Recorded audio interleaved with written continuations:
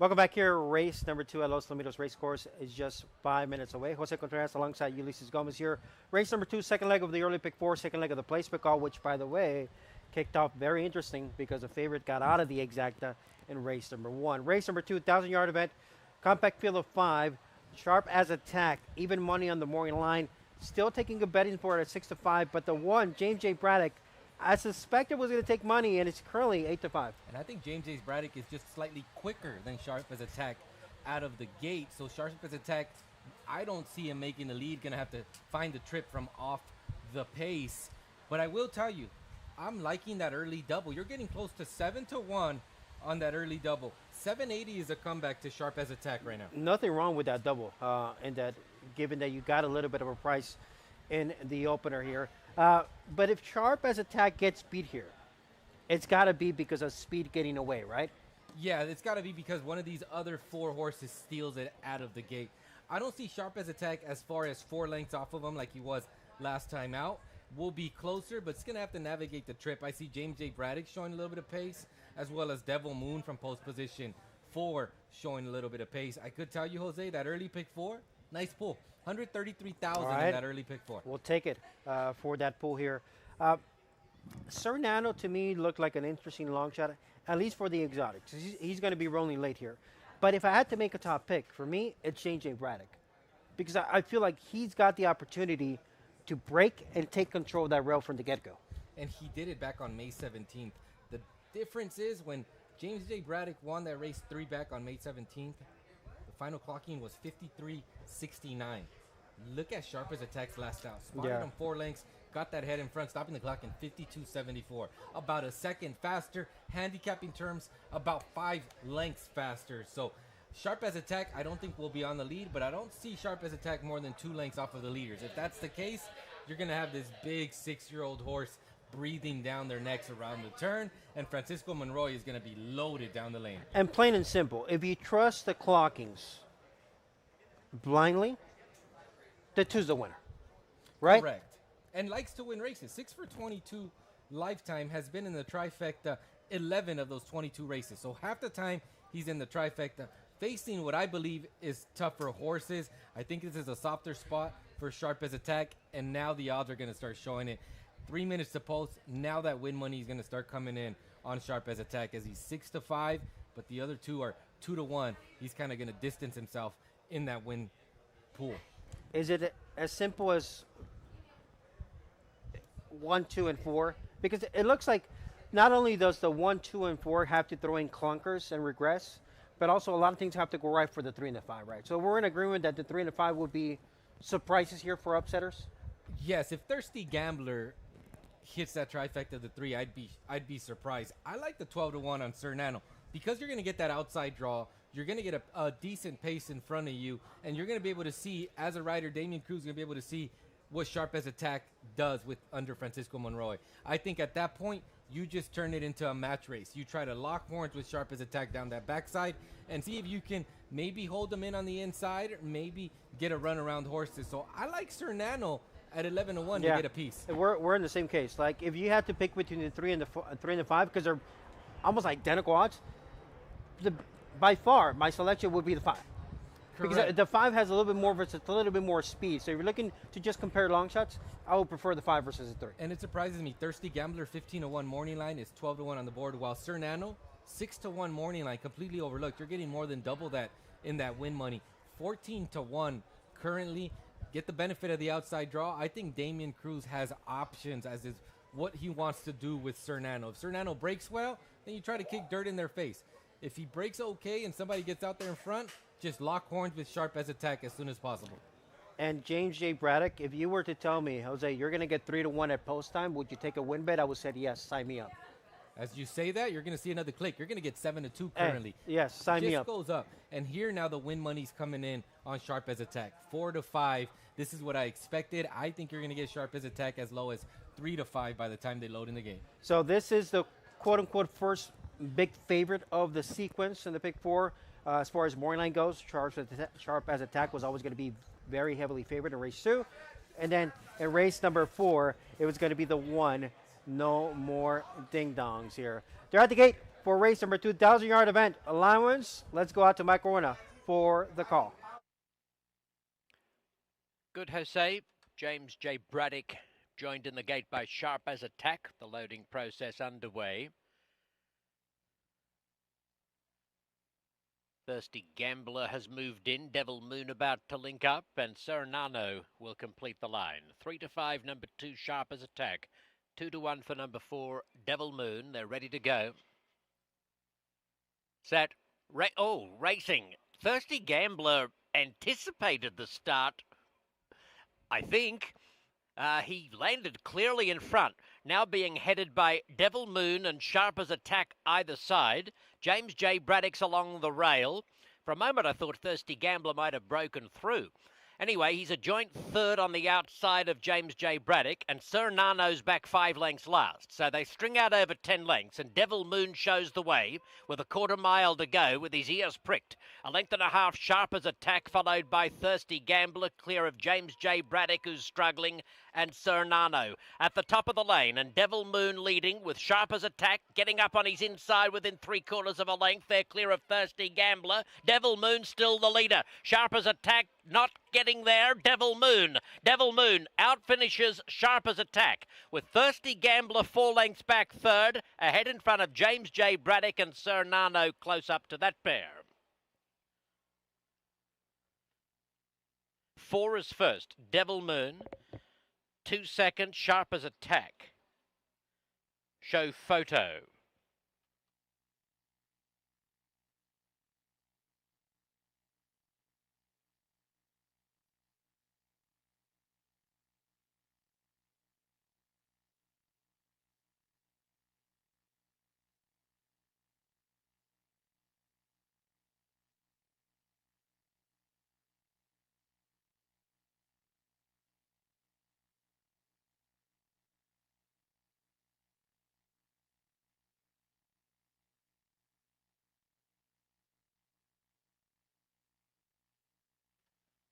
The time is 52.56 seconds. 52.56. Third was 3, Thirsty Gambler, and fourth 1, James J. Braddock. 4-2-3-1 is the unofficial result.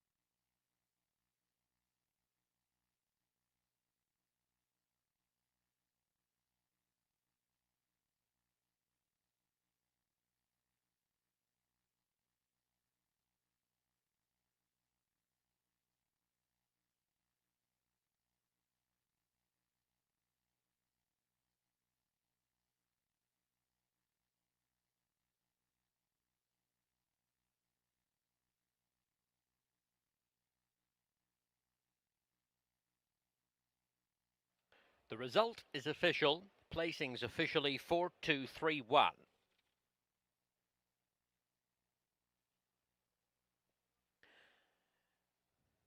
Devil Moon is a 7-year-old bay gelding by Malibu Moon from the unbridled song mare Dazzling Song, bred in Kentucky by Bass Stables, and by Mike Flory, trained by Ruben Gomez and ridden by Edgar Payeras.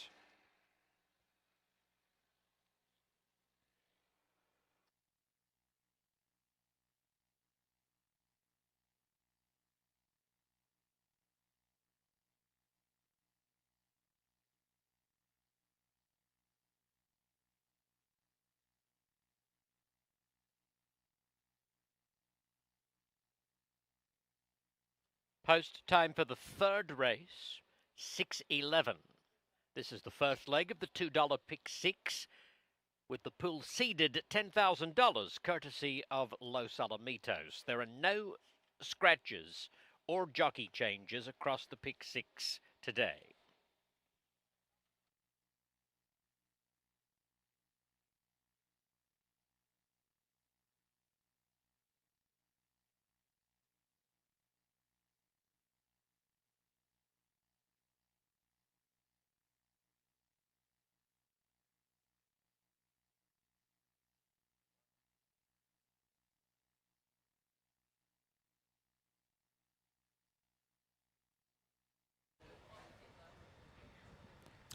It's going to be Devil Moon. We'll call it a slight upset there, beating the heavy favorite there, Sharper's Attack, in the second event to complete an early double that paid $13 for a buck. The solid double. We spoke of it, how Sharper's Attack was going to be off the pace, Yep. but it kind of looked like Devil Moon got real comfortable. You're going to notice around the turn, the ears are pricked.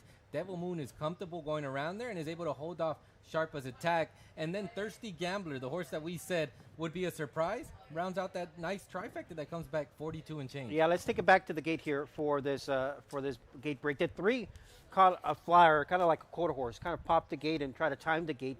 Broke out well, but there's the speed from Devil Moon there. And once Edgar Payeras got Devil Moon to this pad, notice where he didn't try to immediately cross over.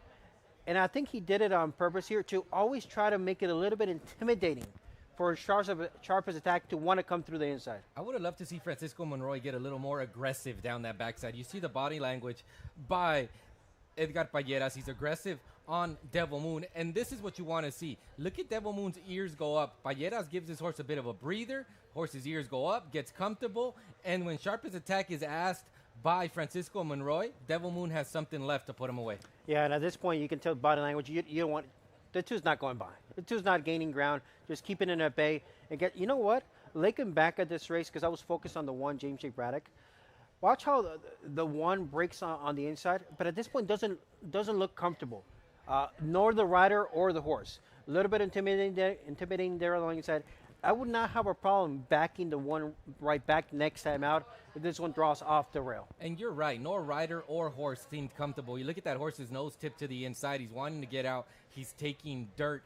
At this point, Devil Moon and Edgar Payeras have the race under control. You have the horse Sharper's Attack to your inside. You get comfortable. When you see this body language on a horse going this short of a distance, 1,000 yards, ears come up, horse gets comfortable, it's going to be hard to catch him, and it was hard for Sharper's Attack to get by. So Devil Moon was the official second choice on the morning line at 2-1.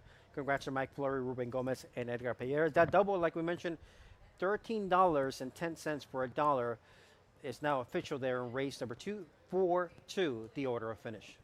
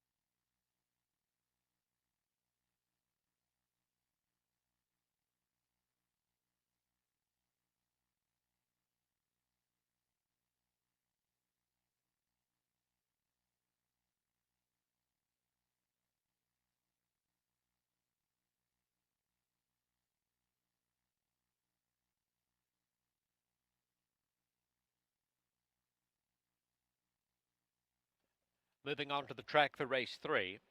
Number 1, Liquid Spirit, is one of a pair trained by Jorge Farias. She races for Silvia Soto and has the company of Adrian Escobedo. Number 2 is Lady Run, owned by Darylene Squires, trained by Felix Gonzalez, ridden by Henry Lopez. Gonzalez also trains number 3 Oak Creek Gal for Robert June. Pedro Flores is up.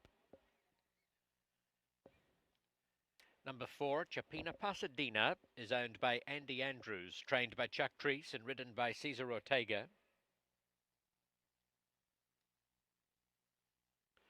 5, City Glitter, owned by Jerry Martin, prepared by Alberto Ruvalcaba, guided by Cristobal Herrera. 6, Honorable Gal, is owned and trained by Jesus Aranga. Ricardo Ramirez is aloft. Number 7, Miss Joni, is the second Jorge Farias trainee. This grey mare is owned by Jessica Sanchez. Francisco Monroy has the mount.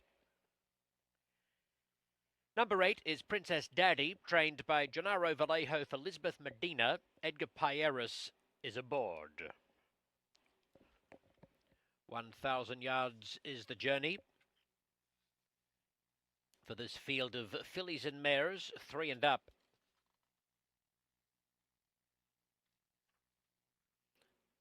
It's a claiming race. Opening the $2 pick 6 with the pool seeded $10,000 by Los Alamitos. 8 minutes to post.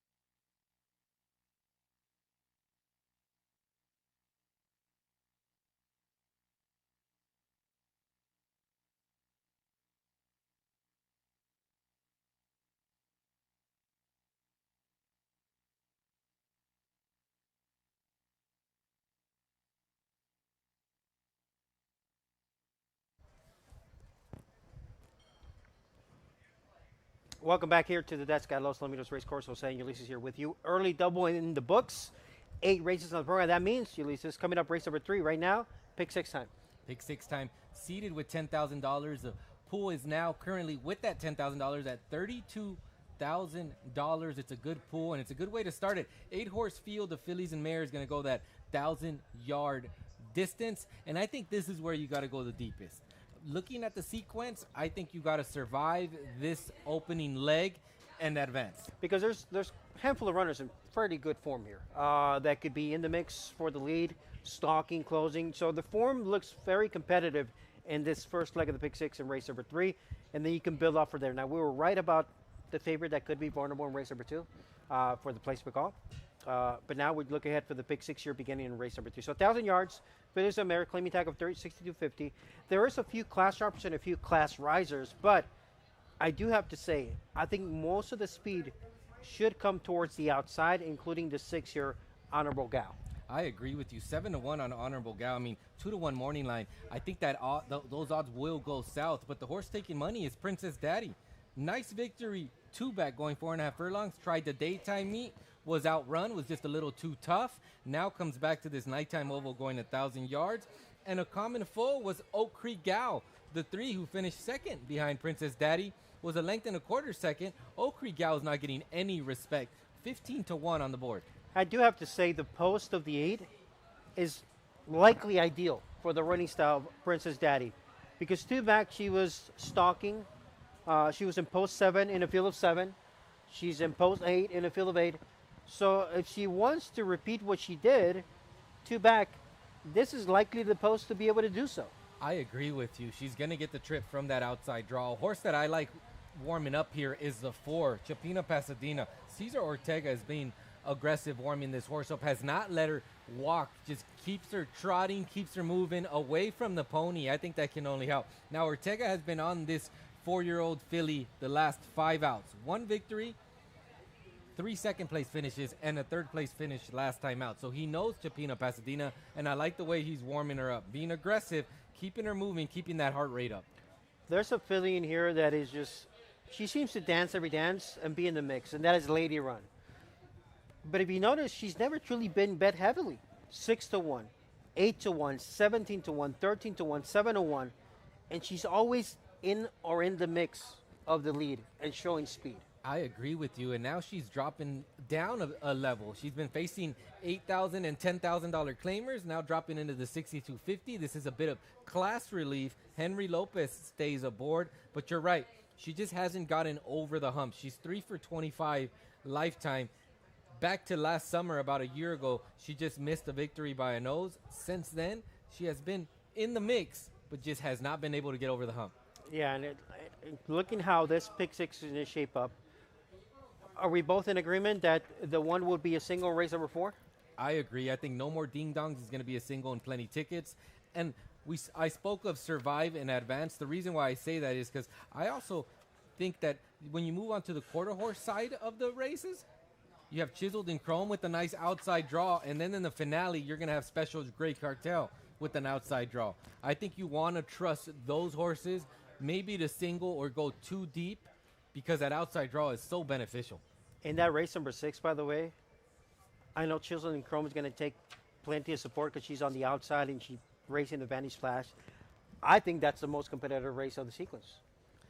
I like Deluxe Cartel. I like the 2-92. I think Special Batch could be. I think you could lean elsewhere, but because of that outside draw with Chiseled in Chrome, he should get the trip that he wants. Should get the trip that you want. And then in the finale, race number 8, that's where you come to Special Great Cartel. 7-5 morning line, victory last time out, and gets the outside draw. Moves from the rail, actually, to the outside. I think that's beneficial. Let's talk about the finale, race number 8, the closeout leg of the card, and also the pick 6. Special Great Cartel, 7-5 on the morning line. Got the win in 1563. Primed and ready to go once again. I think so. I think that's going to be a single in many plays. Just get to that final leg, and you're going to rely on a horse that's in good form, drawn to the outside. Why not? If you're betting this pick 6 sequence and you're singled to Special Great Cartel, I think you would take it. I would likely want to go too deep there. Fire Summer, Special Great Cartel. One inside, outside in the finale. I think it's second those off two. of the layoff because Yeah. didn't leave the gate last time out. She's going to have to deal with the rail draw, but she didn't leave the gate properly last out. This is second off of a layoff. I think you should get a better start, but she is going to have to contend with post position 1. Let's move backwards. Race 7. What do we do with that field of maiden claimers? I thought this was the toughest race to handicap, race number 7, because it's 12-5 maiden claimers, and you have horses that are coming out of that event. You have horses like Secret Express, the 2-1 favorite, who's dropping down. I couldn't separate them because the clockings are so similar. If you're looking just times-wise, none of them have broke the 16-second mark. That is tough to separate that field of 6. I want to lean towards Quick Enough, but I'll be lying to you if I really like anyone there. I don't like the rail draw for Quick Enough. She's had the benefit of being drawn in post position 6-6 on the debut and 5-7 in the second career start, and she couldn't get it done as the betting favorite with no real excuse. I mean, she broke inward and got DQ'd from that second place finish. So I had trouble separating that maiden claiming event in race number 7. Race number 6, we briefly talk about that allowance, Chiseled in Chrome coming out of the Mandy Splash. I personally like the price on Deluxe Cartel. I thought it was a very good second. Yes, it's a long layoff for Deluxe Cartel, but she was a very honest mare, both in the 3-year-old campaign and even the 2-year-old campaign. I agree, but you're gonna have to deal with the year layoff. Hasn't Yeah. been seen since July 26th of last season. So how sharp is Deluxe Cartel gonna be? I think just on the fact that like you look at race number 7, tough to handicap. I think you include Chiseled in Chrome here with that outside draw, and between the other 5 runners, if you want to include 1 or 2 of them, I agree. Race 5, 1,000-yard allowance as we move backwards there. Willow Cove for Jesus Urangalitos Racing. That's the speed of the race. But Can You Dream did look good winning 2 back here locally. Sure did, and did look good winning during the daytime meet on June 26th as well. So Can You Dream is looking for 3 in a row. The race goes through Willow Cove, but I would want to go too deep. I would want to include Can You Dream in the sequence. And Petite Filette, last race at Del Mar. She's in gate number 3 for Brian Cunningham. Long layoff coming in from July of 2025. Then we move to race number 4. I think we both agree that's where we would take a stand with no more ding dongs. But who would be the main threat to the one? I think the main threat to the one is rolling with Poland, the 4.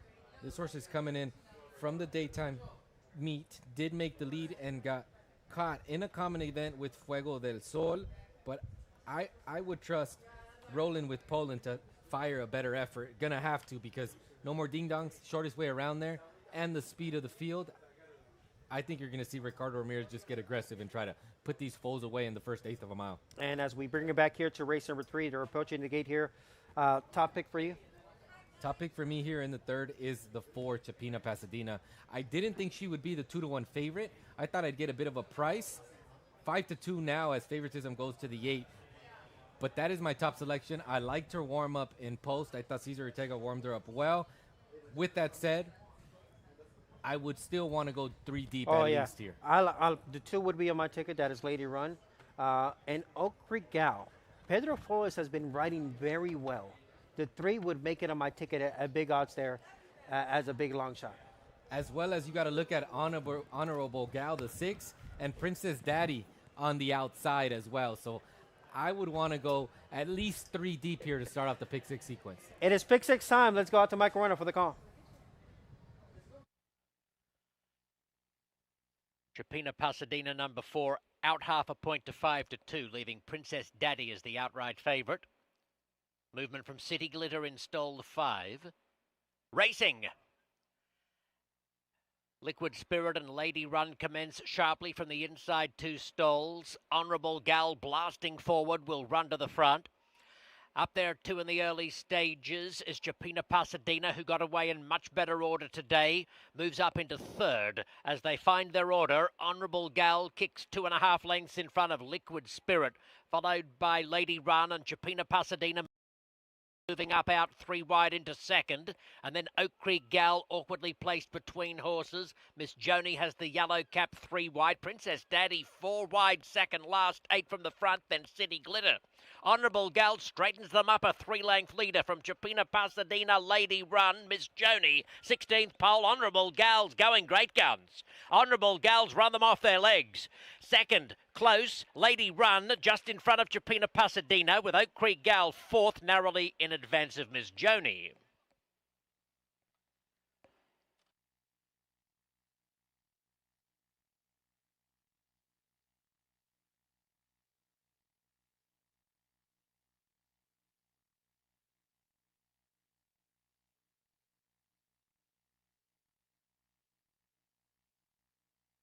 Six first, Honourable Gal, giving nothing else a chance. Beating 2, Lady Run, and 4, Chapina Pasadena, with number 3, Oak Creek Gal, checking in 4th.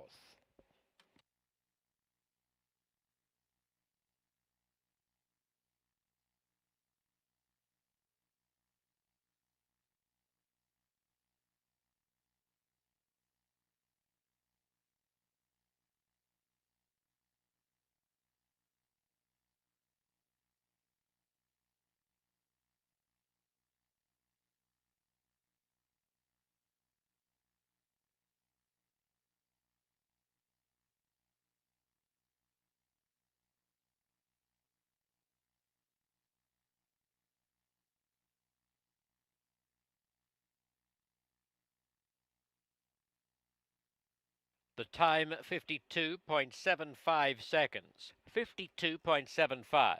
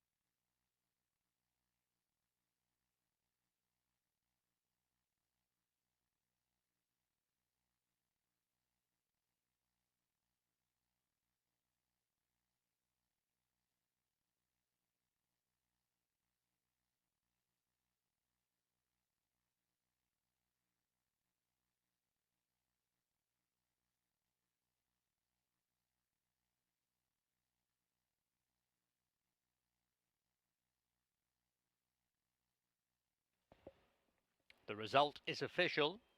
Placings officially 6243. Honourable Gal is a 6-year-old bay mare by Honour Code from the City Zip Mare Conquest City Girl. Bred in Kentucky by Tommytown Thoroughbreds. Owned and trained by Jesus Uranga and ridden by Ricardo Ramirez. Uranga and Ramirez have the odds-on favourite in the upcoming 4th race. No more ding-dongs. Post time in 21 minutes for race 4. It's the first half of the mid-card double. No show wagering. Post time 6:39. No changes to the field.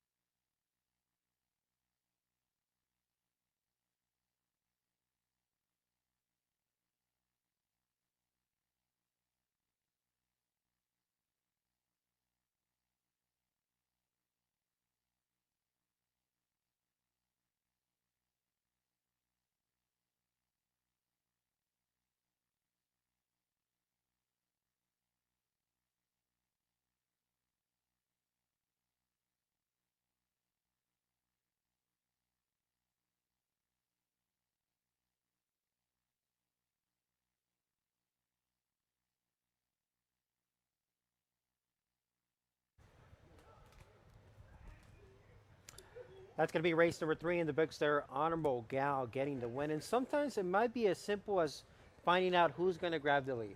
And it sure was Honorable Gal. And it kind of seems, while we're racing a little earlier with this sunlight, the speed just seems to hold. It just kind of favors a little bit. Honorable Gal got to a comfortable lead. Never looked back. Nice ride by Ricardo Ramirez. And a nice start to the pick 6 sequence. 3-1 is what you're going to get on Honorable Gal. Yeah, let's take a look at the replay here for this race number 3. Honorable Gal there. I'm honestly surprised this one went off at 3-1. The break was ideal. And if you look at her form, she's been very consistent out of the gate throughout her career. She got out in good rhythm.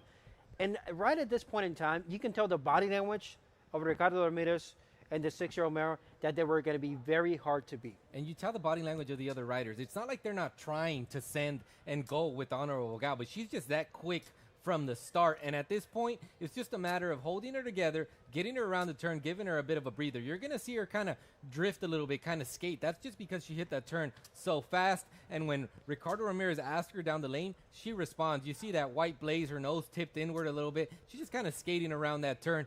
Bit of a bank there to help her out. And once she straightens out and levels off, she's going to run away from the field once again. Yeah, she finds an extra gear. And then we talked about the consistency of Lady Run.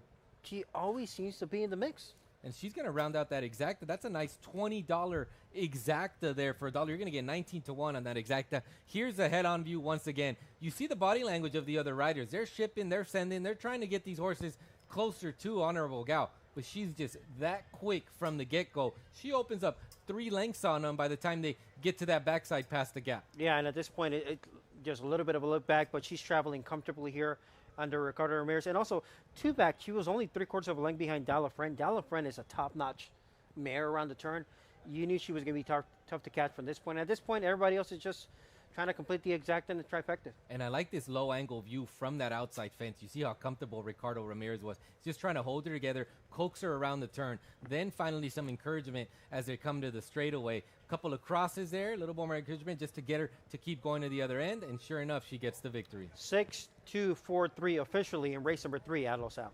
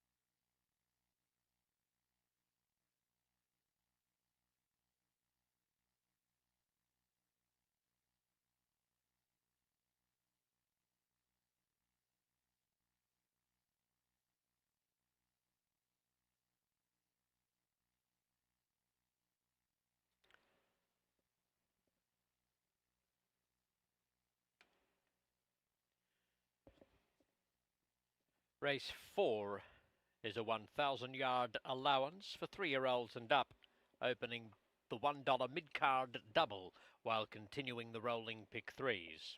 No show wagering on the 4th.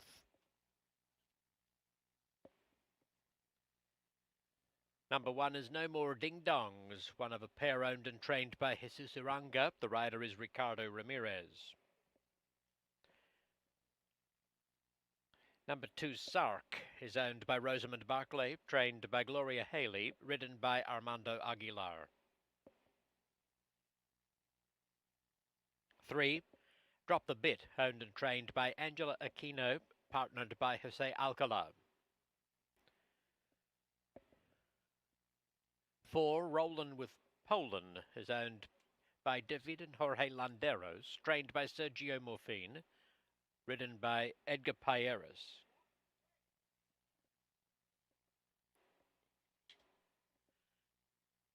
Number 5, Allen's Conquest, owned and trained by Uranga, has Damien Cruz for company.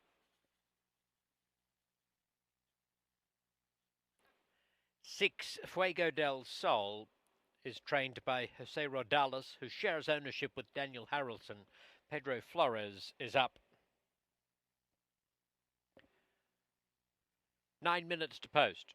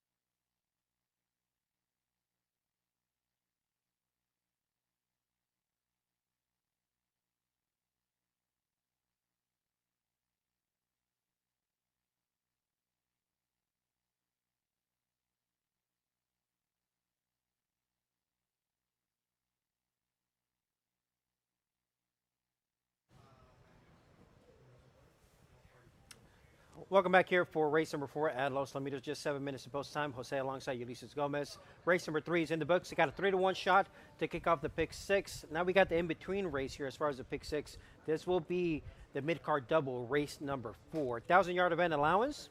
No more ding-dongs. 6 to 5. I'm honestly surprised. It's still more than double your money on the odds right now. Is it as easy as no more ding-dongs? I like that Ricardo Ramirez kicked this horse loose away from the pony, and it's Jesus Uranga once again. They're going for back-to-back victories. The momentum is in their favor. I believe no more ding-dongs is the fastest horse out of the gate. Shortest way around there. I think you're going to see a similar trip as to what we saw in race number 3 when they won with the Honorable Gal. I think you just take the race to them early and put them away. Is it as simple as the horse that should take the race to them if they want to beat them is the 4 Rolling with Poland? I think so. I'm curious as to what Fuego del Sol from the outside does, but I think Rolling with Poland is the exact partner. Maybe Fuego del Sol could show a little more speed, gets the benefit of the outside draw, and you see you're going to have a couple horses warming up without the pony. Both of the Jesus Uranga horses are having an aggressive warm-up. And now you're not going to get double your money. 3 to 5 on No More Ding Dong. It just seemed that way. Now, Sark was in relatively good form. We saw this one in the winter of 2025 here, getting close to the maiden diploma. Stretched out in distance in Arizona, and that's where he ended up getting the maiden diploma. And then he was racing between the 5.5, the miles, 7.5. He came back to Santa Anita, showed speed, cutting back. Can Sark somehow stay in the mix to make the race a little bit interesting? Gonna have to be aggressive. Armando Aguilar has been aggressive riding this nighttime oval. I think Sark couldn't get in the mix. I just think No More Ding Dongs is just that fast. It's gonna be hard to go head to head with No More Ding Dongs. I think Sark can hold the other 4 runners to the outside of him off of him, but I don't think he holds off No More Ding Dongs. And I can tell you, as so to say chalky as this early pick 4 sequence has been, you're still going to get $96 to the 1 if No More Ding Dongs gets the victory. I think that is a great payout in the early pick 4. Almost a Benjamin to the 1? Almost 100 to the 1, where our biggest price was 3 to 1 on Honorable Gal, $8.40 on a $2 win bet. Race number 2, you had Devil Moon, $6 on a $2 win bet, and it opened up with Fire Isle as well, $8.60 on a $2 win bet. I think you're getting well rewarded if you navigated this early pick 4. How big is the jump from the 1 to the 4 as far as wheel pace? You're going to see a jump in wheel pace from 96 to the 1 to 212 to the 4. So that's significant. More than double. And then from there, an even bigger jump. 841 to the 2 Sark. That's the 3rd favorite in the pick 4 sequence. A runner that I remember vividly when we were talking about him was the 6 Fuego del Sol. Remember all the way back in January of this year, he was 48 to 1. I said, you know what? We haven't seen the best of this horse. Watch out. And he got stopped around the turn, and he might have won that race.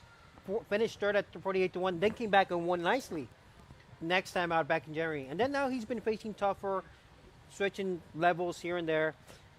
He's got enough speed. I still think he needs the 1 or the 4 to throw in a clunker. But if you're wanting to think outside the box, I would give you the 6 as a runner that couldn't break well from the outside post and maybe take advantage of the 1 or the 4 make a mistake. I agree, but he's going to have to step up. Yeah, because it's sure. so difficult once you are trying tougher and going further. It's so difficult when you come back to this level to show that type of speed because you were given a different dynamic. Now you're going to have to show it. And here's a 4 Rolling with Poland. Edgar Palleras looks awfully calm, feet out of the irons on the 4. Rolling with Poland. I think that horse is going to have to get aggressive as well. You showed speed on June 20th. You were in the lead to a 22-1 opening quarter. I don't think that 22-1 opening quarter is going to be fast enough to keep up with No More Ding Dongs. Let's talk about the mid-card doubles. This is the mid-card double, races 4 and 5. Is it as simple as Jesus Uranga getting the rolling pick 3? Because he just won race number 3. By the way, I don't know how I got 3 to 1, but I'm not complaining on Honorable Gal. That was a great price. Now you have No More Ding Dongs, and he's got the 4 Willow Cove, who's likely going to be pace setter in race number 5. That's my top selection in race number 5. I'm going to say yes. I mean, I think Willow Cove, another horse, just like Honorable Gal, just like No More Ding Dongs, a horse that you can trust to be forwardly placed out of the gate. I think that's what you're looking for, and I think Willow Cove is the speed of the race in race number 5. So I think Jesus Uranga is looking pretty good. He's won race 3. He's looking for a double here at 3 to 5. And in the next race, Willow Cove looking for the hat trick 3 in a row. I think we're going to see 3 similar trips, gate to wire fashion. I'm looking at the double probables right now. What do you think a 1-4 Jesus Orango double is paying right now? If I'm getting 4 to 1, if I'm getting more than $5, I'll be ecstatic. It's right teetering there. It's $3 for a dollar Okay. right now, which honestly it might not be terrible. No, not at all. Because if Jesus Uranga wins this, you're already at 3 to 5. If Jesus Uranga, no more ding dongs win this race, What is Willow Cove going to open up? Willow Cove's odds are just going to go south. Yeah. 8 to 5 morning line. I think you're going to get similar to 3 to 5 by post time on Willow Cove in the next race. Yeah, so this race number 4 does offer exacta, trifecta, superfecta. Ah, good on you, mate. High jealousy level. They're moving into line. Field loading with the odds-on favourite, No More Ding Dongs. And the second wagering choice, Roland with Poland, the first couple to enter the gate, joined by Sark and Allen's Conquest, and the last couple will be Drop the Bit and Fuego del Sol, who's coming back from the 9 furlongs of the Los Alamitos Derby. Number 1, No More Ding Dongs, out to even money from 4 to 5. Number 4, Rollin' with Poland, is into 6 to 5. Very little separating them now. Racing. And off the inside, No More Ding Dongs is going very quickly to dispute the lead. There's a wall of them. They're all covered by only a length and a half. No More Ding Dongs onto the main track with his nose in front from Rollin' with Poland and Allen's Conquest in the red cap. Drop the Bits, one off the rail. Fuego del Sol's very deep. And Sark is along the inside. A tight clump chasing No More Ding Dongs into the turn, but the favourite gets away now. Came back into 3 to 5. Final click of the tote board and has booted away by 2.5 lengths. The stablemate Allen's Conquest takes up the chase at 9 to 1. Gets into a clear second, followed by Fuego del Sol into third. 16th to go, No More Ding Dongs in control. It'll be a Jesus Saranga exacta. No More Ding Dongs from Allen's Conquest. Fuego del Sol finished third. Sark was fourth, Drop the Bit fifth. And Rollin' with Poland, the second wagering choice, failing to flatter, has come in at the tail of the field.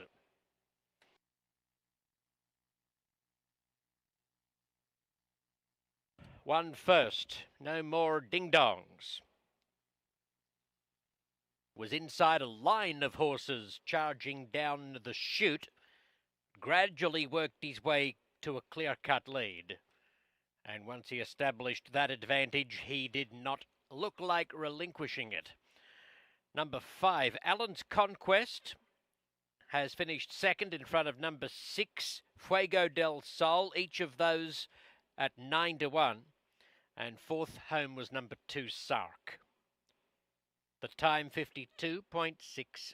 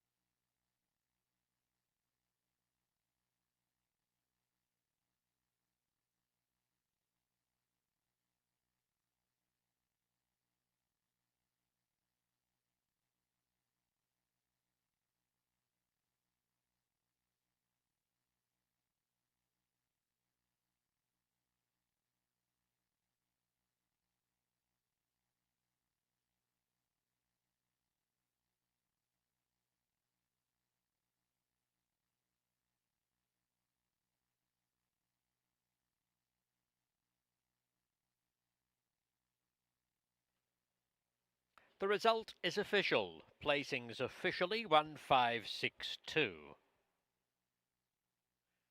The $1 Jesus Uranga exacta pays $5.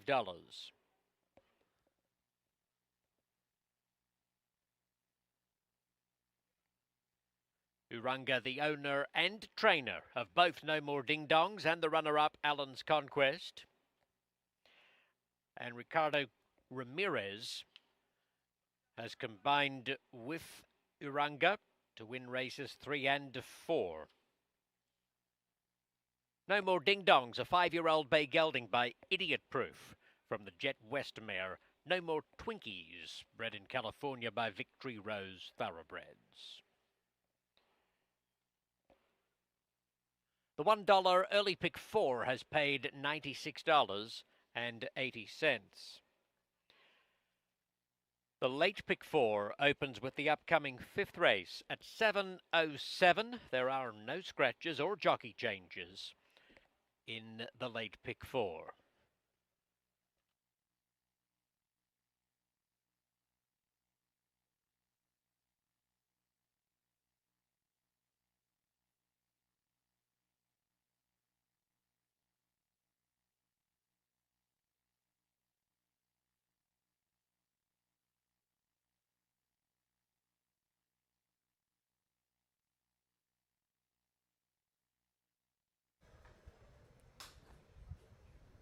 And that's going to be No More Ding Dongs, 35 there in race number 4 as advertised. And although early on it looked like wasn't really getting away from the field, once Ramirez really asked, speed was there. Once he opened up down that backside, was able to settle around the turn and responded. And the stablemate ends up rounding that exacta. That's the Jesus Uranga exacta. Jesus Uranga winning 2 races in a row. Ricardo Ramirez with 2 consecutive victories for the barn. And they run 1-2 in race number 4. Halfway through the card, early pick 4 comes back 96 and change. We move on to the late pick 4, and looks like it's going to be more of the same. Jesus Uranga and Ricardo Ramirez with Willow Cove look tough in this 5th race. Yeah, let's go back and take a look at that replay there for that race number 4. And No More Ding Dongs. We'll talk about how the break developed here. We expected one to get out relatively well, but most of the field got out fairly well. Now the speed comes here for No More Ding Dongs. But Ramirez right here wasn't really asking to empty the tank just yet. But once he really got to asking this 5-year-old gelding, there was instant acceleration. Once this horse was able to clear and get a little bit of relief, a little bit of pressure relief, you see the other riders are standing. They can't get within a length and a half. And you're going to see Ricardo Ramirez just come up in the saddle a little bit and give No More Ding Dongs a breather around the turn. At this point, you're about 2 lengths in front. The only horse chasing you is the stablemate. You don't take it for granted. Ask for a little more, and No More Ding Dongs responds. A bit of left-hand encouragement and going to get to the wire. 3-5 favorite over the stablemate in Allen's Conquest, which I think ran a big race to finish second. Yeah, we talked about Fogo del Sol being able to work out a good trip from the outside post. Let's get up for the trifecta there. A disappointing effort by the 4, who broke a little bit tardy. You know, wasn't a bad break per se, but just didn't have it, didn't fire. Right, and you see this head-on here. You're going to see these riders asking, shoving. While you look at the body language of Ricardo Ramirez, he just wants to make sure he gets in front. He knows No More Ding Dongs can do the rest. Once he gets out there in front, he's able to settle, give this horse a bit of a breather going into the turn and around the turn. Once they come off the turn, a bit of encouragement just to keep them to task and keep the stablemate at bay. Yeah, so that's going to be Jesus Uranga with an exacta here. Jesus Uranga with a double. And then coming up in race number 6, he's going to have a horse with a big shot as well. And that's going to be Willow Cove. But once No More Ding Dongs assumed command, the race was absolutely over. So 1-5 the order finish, 1-5-6 the order finish in race number 4 at Los Al.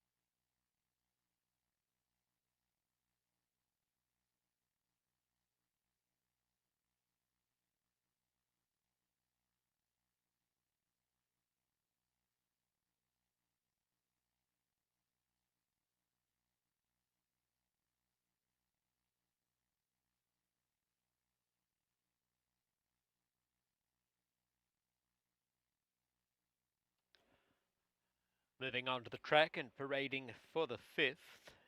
Number 1, Goddess of the Moon, is owned by Daniel Harrelson, trained by Jose Rodales, ridden by Cesar Ortega. Number 2, Smiling Amy, is owned by Riverbend Farm and Rayburn Evans, trained by Debbie Winnick, ridden by Pedro Flores.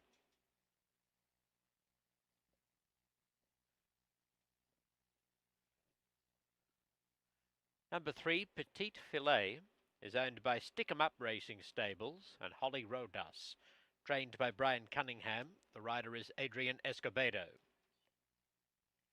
Number 4, Willow Cove, Valerios Racing, is trained by Jesus Aranga, ridden by Ricardo Ramirez. 5, Lady Victoria, for owner trainer Angie Aquino. Jose Alcala has been engaged. Number 6, Can You Dream, is owned by Jaime Ranella, trained by Rafael de Leon, ridden by Edgar Payeras. And number 7, It Is Written, is owned jointly by trainer Terry Eaton and Joe Gibson. The rider is Cristobal Herrera. The $1 late pick 4 gets underway with this 1,000-yard allowance for fillies and mares 3 and up.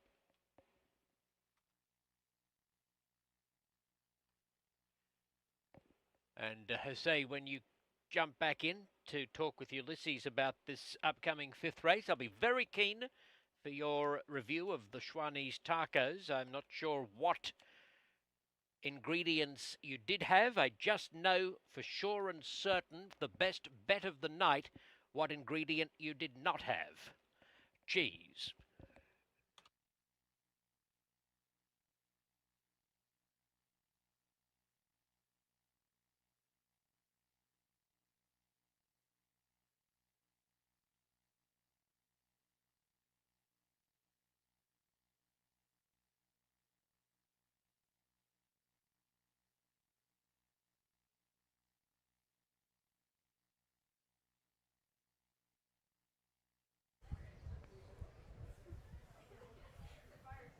Yes, Michael, my friend. I had 2 carne asada tacos, traditional way, like they should be.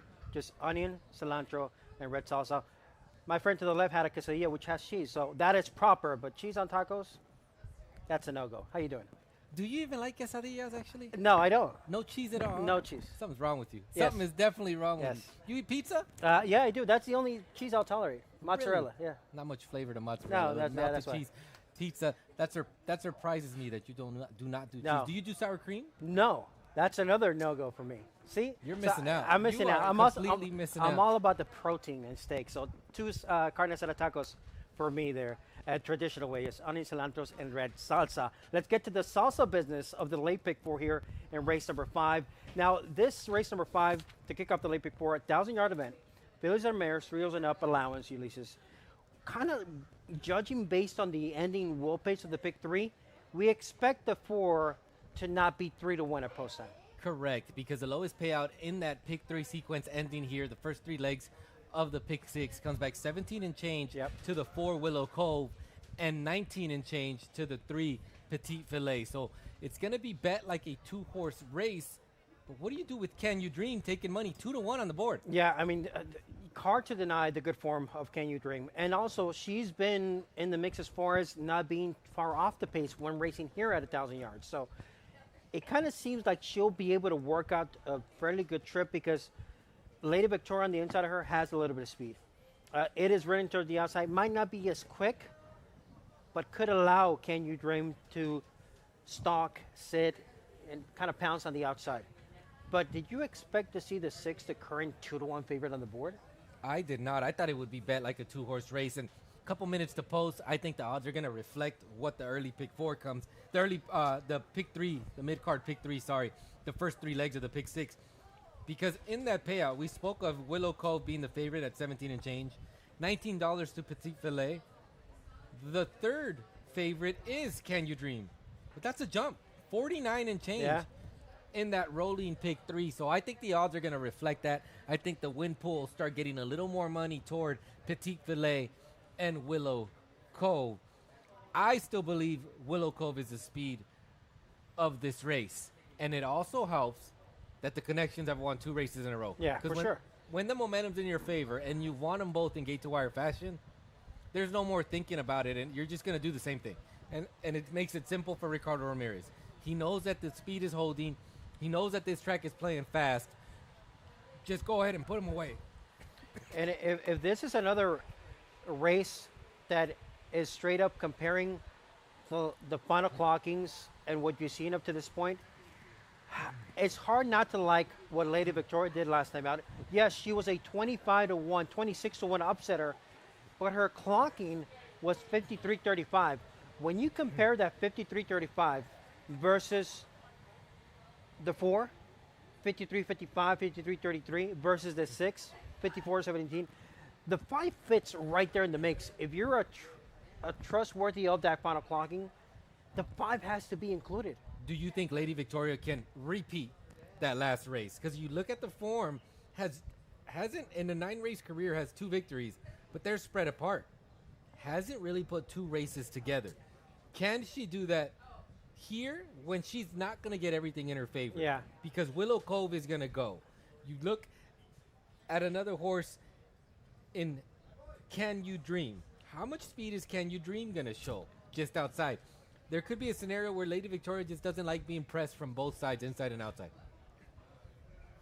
I feel like to feel quote-unquote safe in this spot, you would have to probably go 4 deep. But I would only want to use 2 based on what I'm seeing on the odds right here.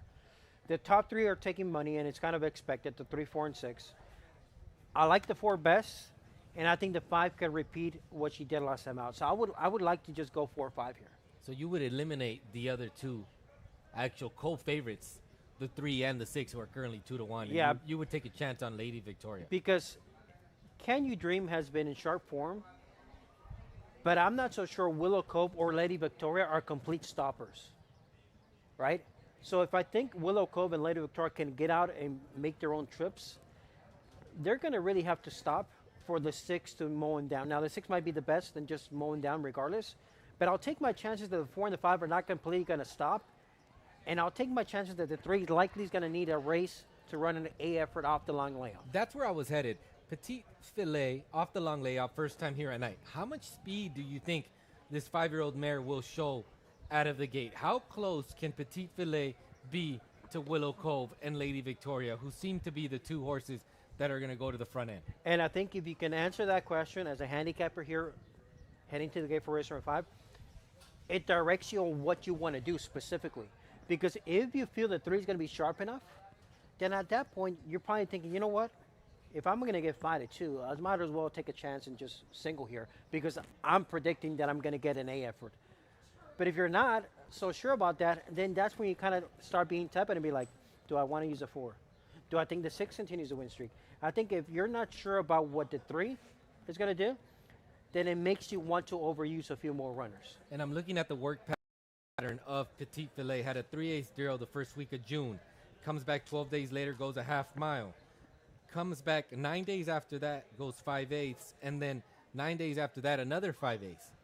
Is this a scenario as well where maybe let's just get a race in Petit Filet, knowing that you've had some success over the Del Mar grass, get a race under her belt as a stepping stone toward the summertime at Del Mar? What are we, a week away from opening day? Less, Yeah, right? Friday. Yeah. So it just seems like this is not the A effort to me, reading in between the lines. I agree with you. I think if Petit Filet beats me here, Then I'm totally okay with it. I'm okay with it as well. I would go 4, 5, 6 in this sequence to start off the late pick 4 and the pool over $84,000. Hopefully we could get it into that 6 figures mark. The early pick 4, $133,000 with the solid return of just under $100. Pretty chalky.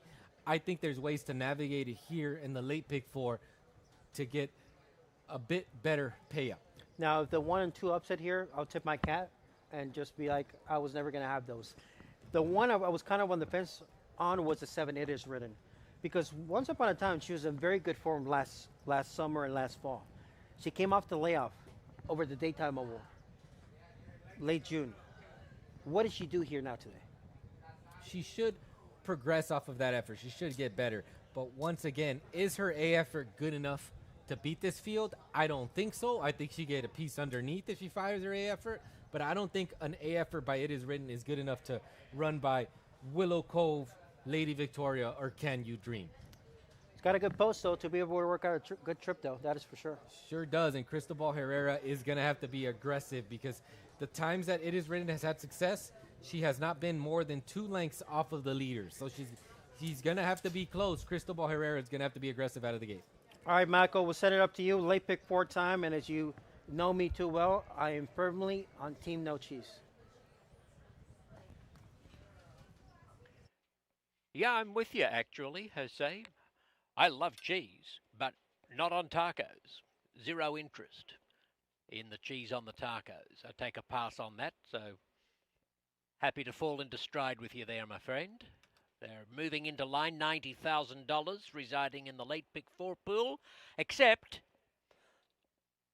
that pool has just taken a quantum leap to $120,000, a very buoyant pick 4 pool. Petite Filet's coming up to post position 3. That will leave Can You Dream and It Is Written to complete the line. 2-1 for numbers 4 and 6, Willow Cove and Can You Dream. 3-1 for number 3, Petite Filet. It Is Written, the last to line up, and Gary Brinson is about to dispatch this field of 7. Racing. Petite Filet begins well. So does Lady Victoria, the grey. And between them, Willow Cove is bursting forward and will run to a narrow lead. Willow Cove onto the main track, taking up the running from Lady Victoria. They speed 4 lengths clear of Petite Filet, followed by It Is Written, Can You Dream, Goddess of the Moon and Smiling Amy. Willow Cove throwing them down in bold fashion. Comes past the quarter pole into the turn, 5 lengths in front of Lady Victoria. 2.5 more to Petite Filet. Smiling Amy out wide on the improve. It Is Written between horses. Can You Dream back along the rail. Willow Cove's a half dozen lengths in front, straightening for the judges. Over Lady Victoria, then Petite Filet on the inside, Smiling Amy down the outside, but Willow Cove, Urunga and Ramirez on fire at Los Alamitos this evening. Second was Petite Filet, then either Smiling Amy or Can You Dream or It Is Written for the rest of those minor placings. Number 4, Willow Cove, with Ramirez sitting quietly in the closing stages, has won by a huge margin over number 3, Petite Filet. And it's a photo for 3rd and 4th.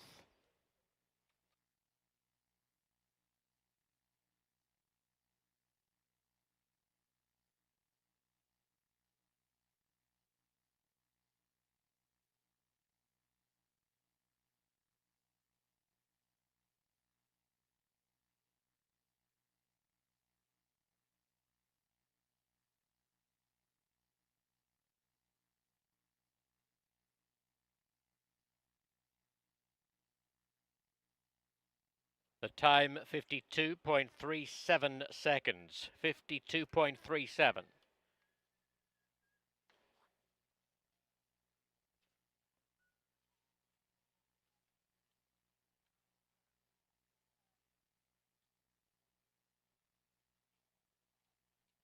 Third is 2, Smiling Amy. Fourth, 6, Can You Dream? 4326.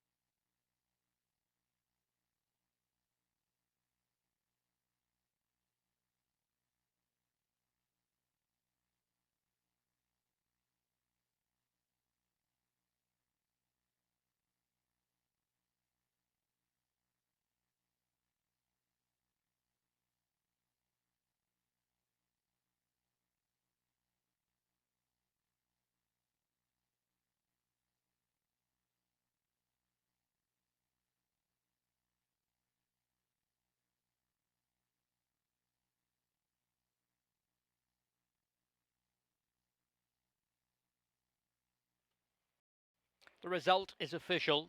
Placings officially 4326. The $1 mid-card double for Jesus Uranga and Ricardo Ramirez pays $3.10. And the Uranga Ramirez $1 pick 3 is $17.60. As this trainer jockey combo reels off a hat trick of victories on the program. Honourable Gal race 3, No More Ding Dongs race 4, and now Willow Cove has just had her photo taken, owned by Lirios Racing. She is a 6-year-old bay mare by Minister's Wildcat from the Sindago Dam, Pashalitza, bred in California by Greg Burns.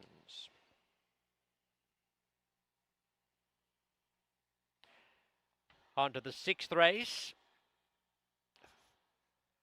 Opening the final $1 pick 3 on the program. No scratches or jockey changes. Post time 7:36.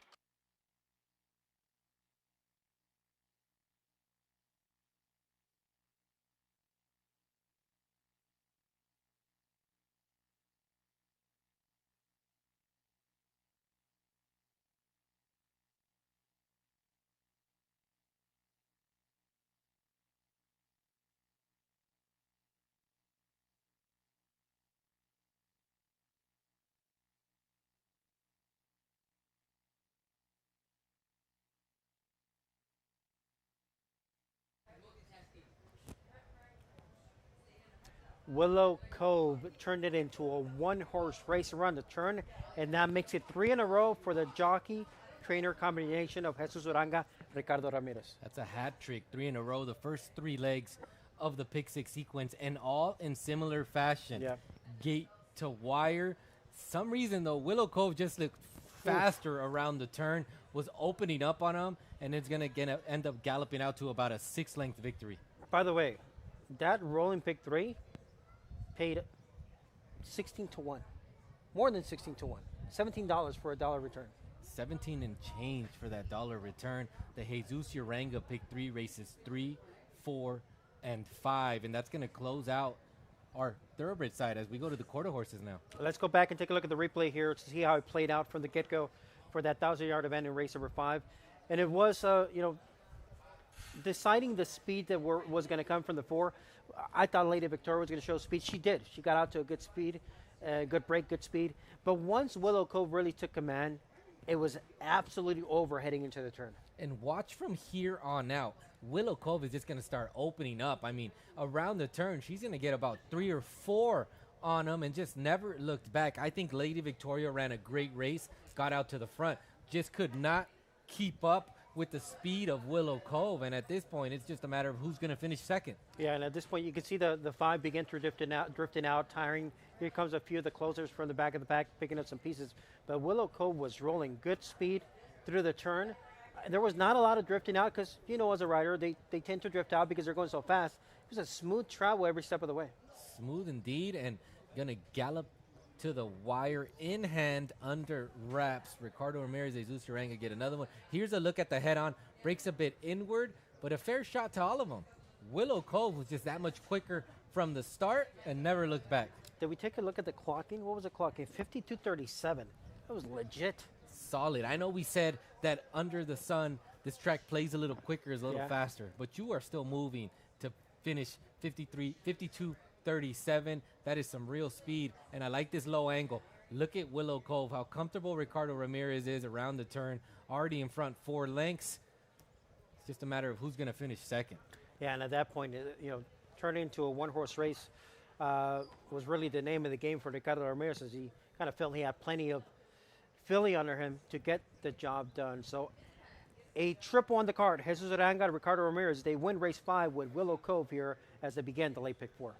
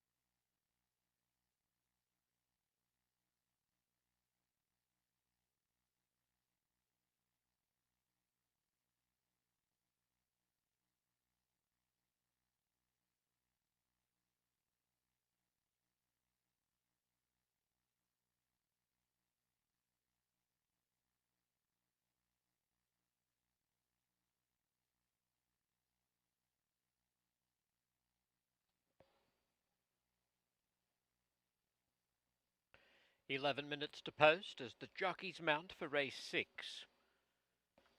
A 300-yard quarter-horse allowance for 3-year-olds and up. Opening the final $1 pick 3 on the program.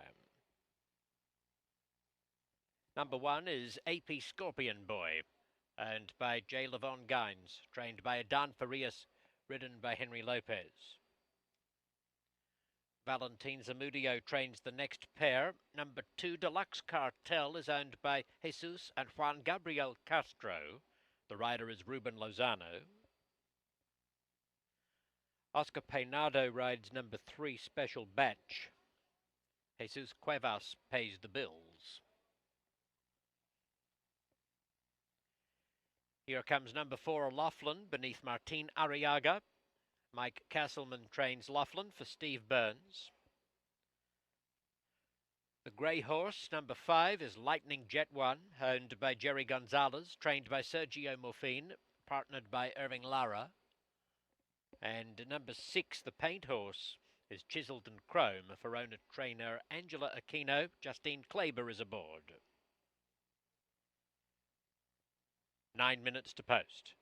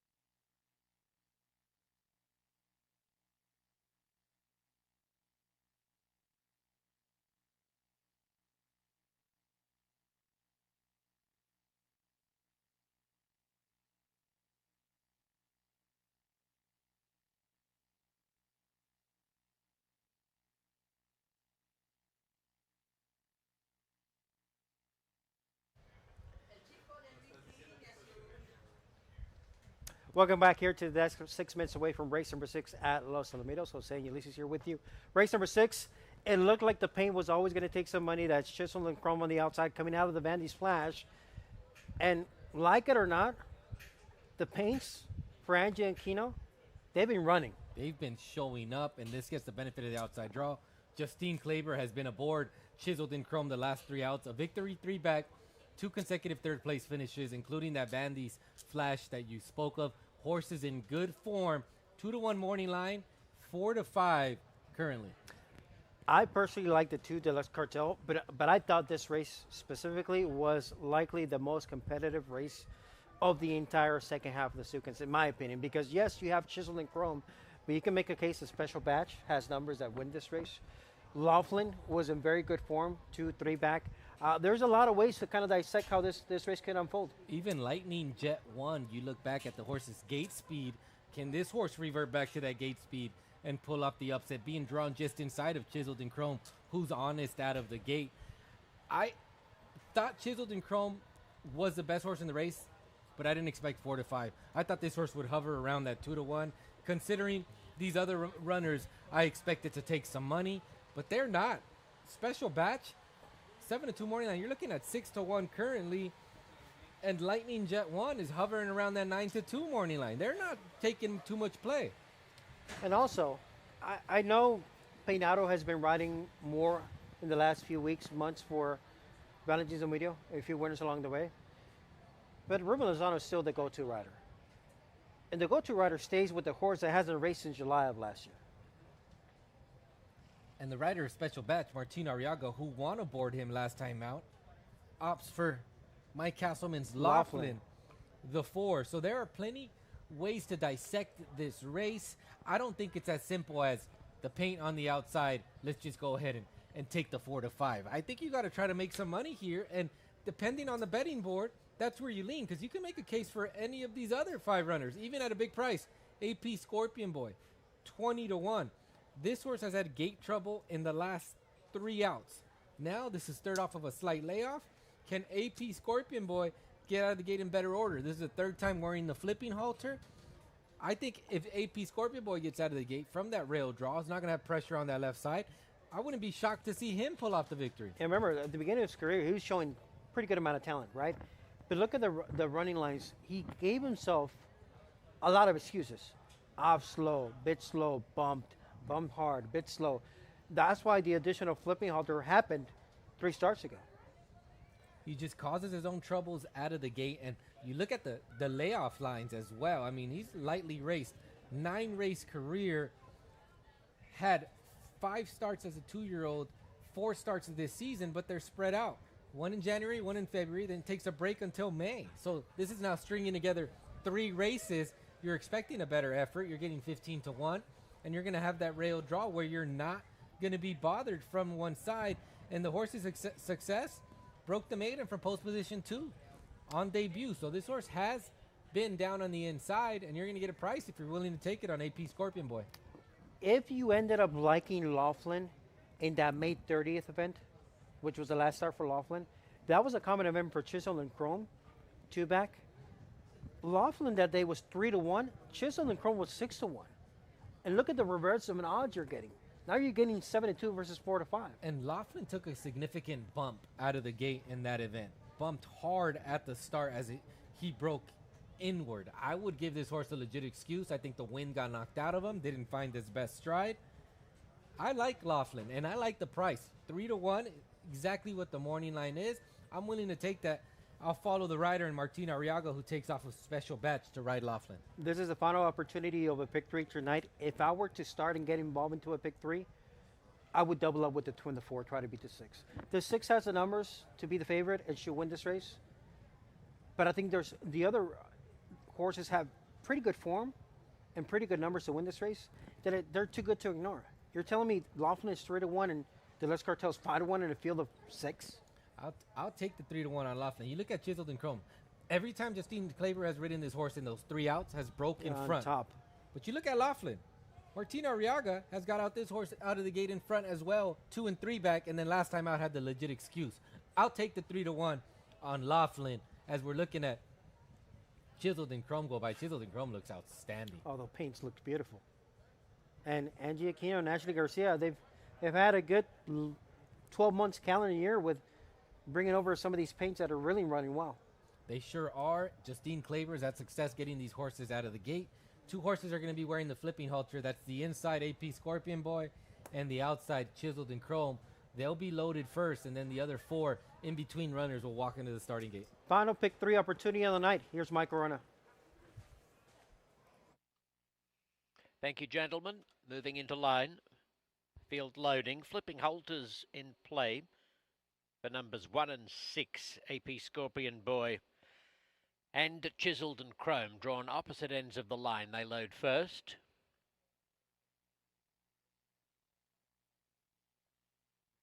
Chiseled and Chrome drifting up fractionally to 6-5 after being odds on through most of the wagering.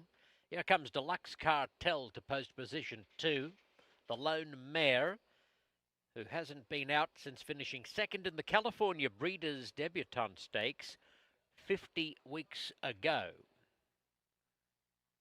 Her stablemate Special Batch moves in next door. Laughlin's in there, and Lightning Jet 1 is about to complete the line. Even money now for Chiseled and Chrome. 5-2 for number 4, Laughlin. Set. Laughlin acting up in gate 4, forcing the rider from the saddle. Arriaga back on board Laughlin. Racing, Laughlin slow to go. Chiseled and Chrome and AP Scorpion Boy, Special Batch Deluxe Cartel and Lightning Jet 1. It's Lightning Jet 1 and Special Batch Deluxe Cartel, AP Scorpion Boy. Big finish, give it to Deluxe Cartel. Off the long layoff in a photo, flanked by AP Scorpion Boy and Special Batch. They're either side of the likely winner, and not much between that pair. It was a very busy finish to race number 6. I think it's Deluxe Cartel. Photo finish. Deluxe Cartel hasn't run for 50 weeks. That California Breeders' Debutante Stakes she last raced in when finishing second will be renewed at Los Alamitos 2 weeks from tonight. California Breeders' Champions Night featuring the Governor's Cup Futurity, Derby, many other great stakes races. A real highlight on the calendar each year for the Calbreds. That's in 2 weeks from tonight. And that's the last time we saw Deluxe Cartel when she was a 3-year-old. She's come off a long layoff at age 4. And I think might have had the nostrils in front when it counted. The closing split is 9.74. It is still a photo finish. Valentin Zamudio trains number 3 Special Batch, who's right up there as well.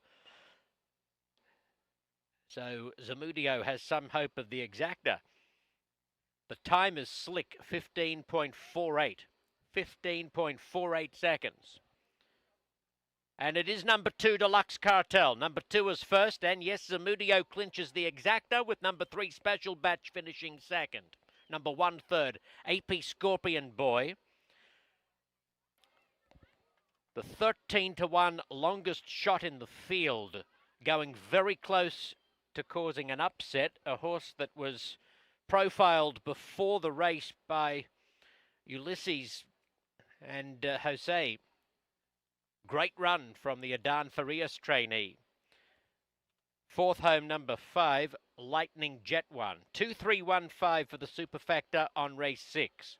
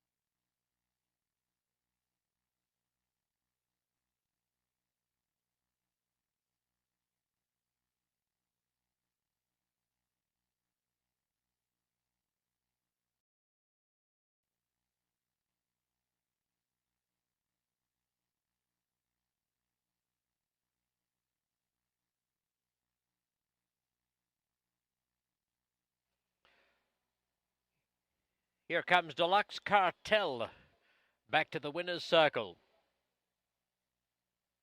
A 4-year-old chestnut mare by Amir Felix from the one famous Eagle mare, Jessa Deluxe, bred in California by E.G. High Desert Farms. Raced by Jesus and Juan Gabriel Castro, trained by Valentin Zamudio and ridden by Ruben Lozano.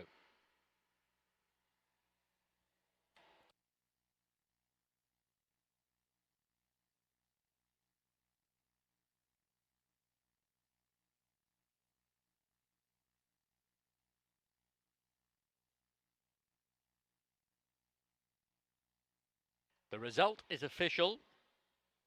Placings officially 2315, the $1 Zamudio Exacta, $10.80. Post time for the 7th, 8:03. This is the first half of the $1 late double. There are no scratches or jockey changes.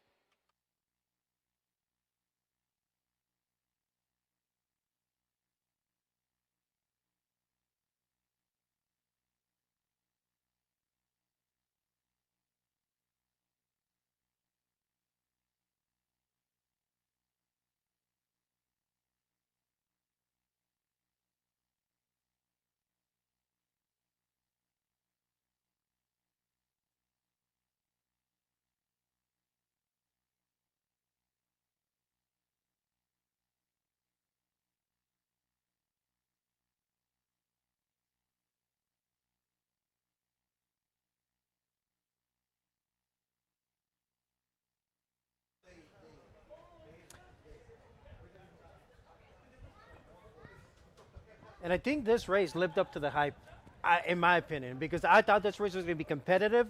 And boy, how nice it was to the wire. Deluxe Cartel outdueling the stablemate Special Batch. Blanket finish with AP Scorpion Boy at a big price. Upset-minded AP Scorpion Boy finishes a nose apart. So 3 noses on the wire. What a fun race to handicap and fun race to watch. As a horse, like you heard Michael Rona, off of a 50-week layoff, just about a year off, going to come back to the races and get the victory. And honestly, I was a believer. Like I mentioned, I didn't mind the layoff. I was a little surprised this one got bet down a little bit even more down at 7-2. I thought he was going to stay up and float up there. But let's go back and take a look at the replay here for race number 6. 300-yard allowance. The Lost Cartel had not raced since July of 2025. Fairly good break, brushing with the inside here, and then outduel to catch the stablemate Special Batch. This was a big effort. They're only going 300 yards. Broke outward, brushes with the stablemate Special Batch, then comes back inward and brushes with AP Scorpion Boy, finds his best stride late. That come home time, 9.74, Jose. The final clocking, solid for the 300 yards. 15.48. You see that little bit of a brush with the outside horse, comes inward and brushes with the inside runner, and actually threw AP Scorpion Boy off stride a bit and was able to get the victory, gets that nose in front of the stablemate, and they are a nose apart from the 3rd place finisher, AP Scorpion Boy. Good clocking, good price. The Lux Cartel winning race number 6 at Los Alamitos, and given the Bardo Valentin Zamudio the exact on race number 6, 2-3-1. The order of finish here. Let's take a look from the side view here. It was a fair break for the paint on the outside, just didn't have the acceleration tonight. Sure was. Everybody had a fair shot, and Special Batch was in front by about a half length, and here comes the stablemate. Deluxe Cartel off of the layoff. Ruben Lozano with a nice ride to get the victory. And I think if you were involved with any of the top 3, you got the effort that you wanted. I agree. I mean, at this point, if you like Special Batch, you're thinking you're going to get the victory. I think the only horse watching his overhead shot that was just completely out of it early was Laughlin. I don't think Laughlin got out to the best of starts. The other 5 runners all had their chance. And Deluxe Cartel going to take full advantage as we take a look at the ISO of Chiseled in Chrome. No real excuse. Horse got out of the gate in good order. Just could not compete with Deluxe Cartel.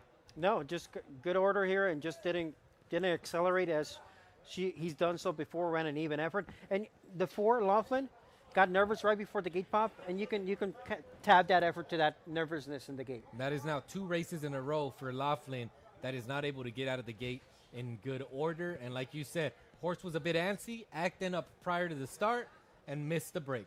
2-3-1, the order of finish. Valentin Zamudio and Ruben Lozano winning race number 6.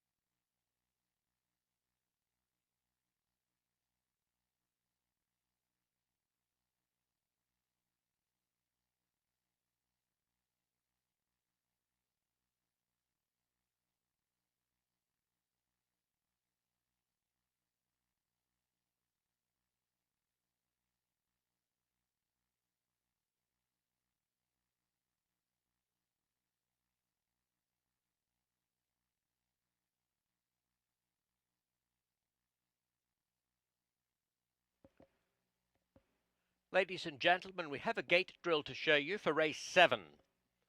Number 6, Tel Aviv, worked from the inside on July the 1st.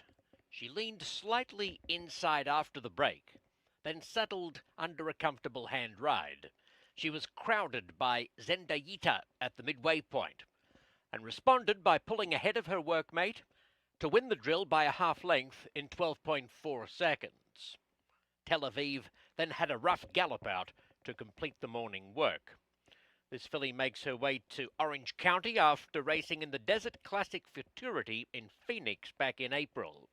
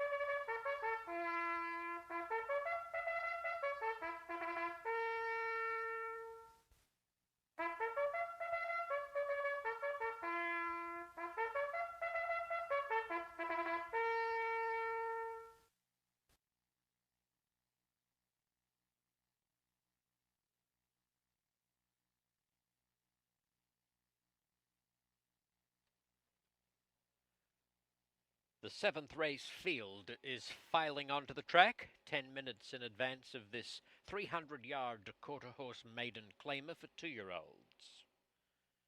Number 1 is Quick Enough, owned by Ed Allred, trained by Scott Willoughby, ridden by Gabrielle Lara. Number 2, Secret Express, races for the Schwanevelt sisters, is trained by Roman Figueroa. Jonathan Roman is astride.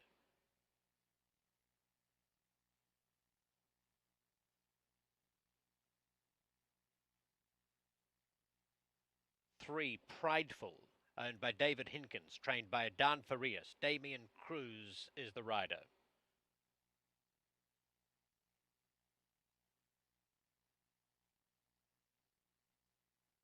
4, Cool Monday, owned by Salvador Salazar and V. Ruesca Equine Ranch, trained by Juan Alaman.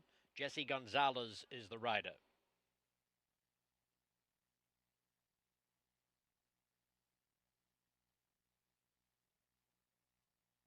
5, Schemer, the second Roman Figueroa trainee.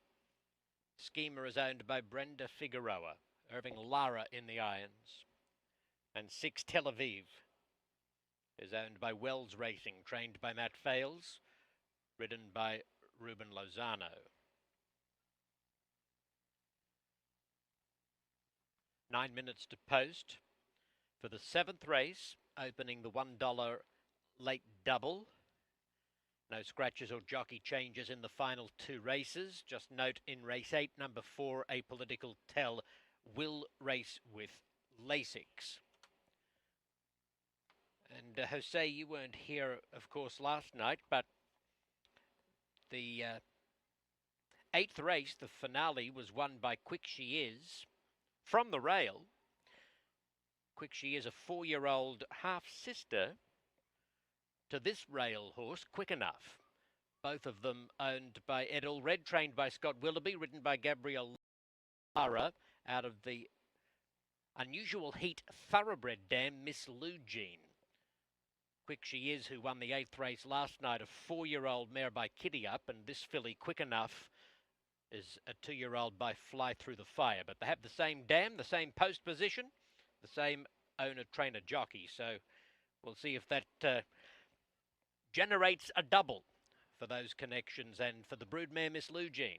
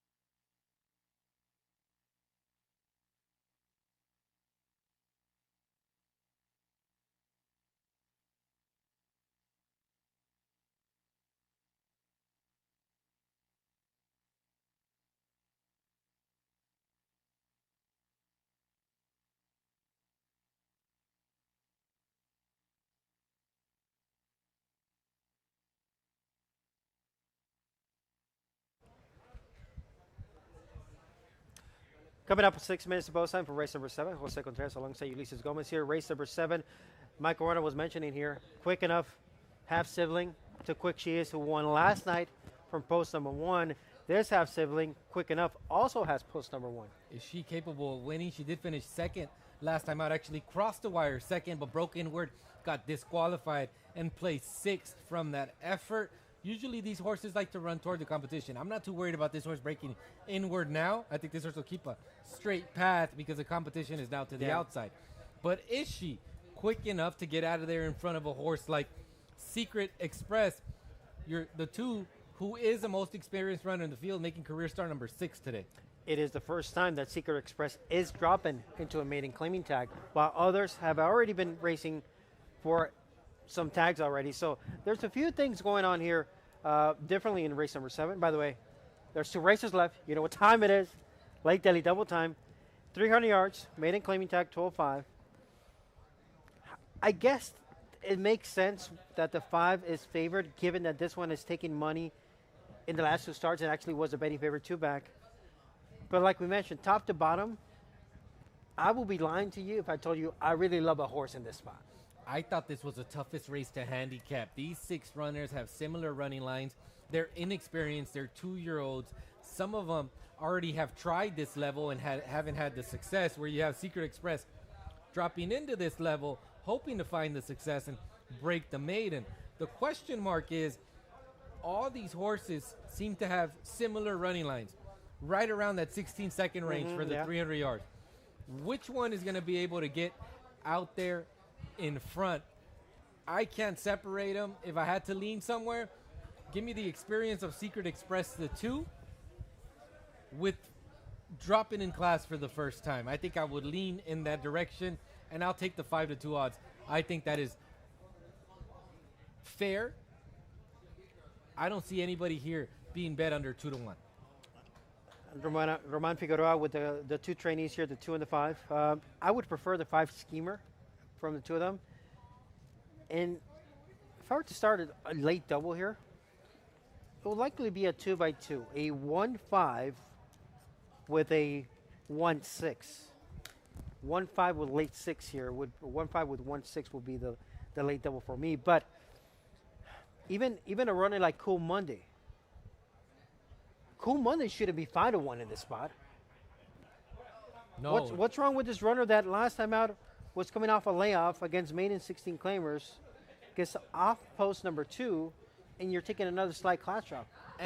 The 4 shouldn't be 5-1. Was the betting favorite last out when getting beat. Yeah, I agree with you. This horse is being overlooked. I'm looking right now at the probables here, and you said a 1-5 in this race leading to the finale where you'll go 1-6? Yes. Is that what you're doing? So looking at the doubles at this moment, it's a good pool. I can tell you that the pool is solid. A 1-1 double comes back 19. Ooh. A 1-6 comes back 21. Nothing wrong with that. While a 5-1 double, Jose, at the moment, the way the current pool is, that's coming back $83. What? Yes, while a 5-6 comes back 77. Lowest double payout right now would be a 6-6 double. That's going to come back $10. So this win odds pool to the late double pool is completely out of whack. The way these doubles are paying out, I would select half the field and just go to the 6 in the finale. And I would exclude the 6 here, which is the lowest payout of $10. So 6-6 is 10 right now. 6-6 is 10. That's the one I would exclude. I would go 2-4-5 with the 6 in the finale, and a 2-6. Did that just seriously go up to? Were you giving me the exactas? No, I am giving you the doubles, Jose. Wow. So this might be. I mean, these doubles are paying outstanding. So the 5 is more win money than double money right now on the board, right? Like the doubles are not reflected of the win money on the 5. No. Just yet. This is out. So here we go. Let's do this again. Now let me refresh this with the way the pool is. A 1-6 comes back 13. Just dropped. While a 5-6 comes back 5. So now that's that's starting to reflect what it should be. But I would take just a 6 and and try to make some money. I like the 6 in the finale. I think that is a single. I think this race is tough to handicap. I think in any direction you lean here, I would take half this field to the 6 in the finale. Given that I like the 1 and 5 here, it has to be a win bet on the one. It has to be. At 6 to 1? At 6 to 1, you got the rail You have draw. to take that win price. I would lean toward taking the 4 at 5 to 1 at a win bet. There's 2 races left. You know what time it is. Late daily double time. Here's Mike Corona. First couple to load are Quick Enough and Cool Monday, joined by Secret Express.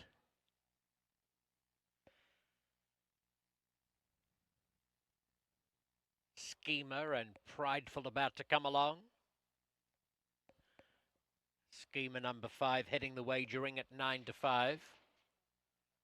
The last in will be Tel Aviv, number 6, who had the outside gate in both starts in Arizona and has been dealt the outside draw for her California debut.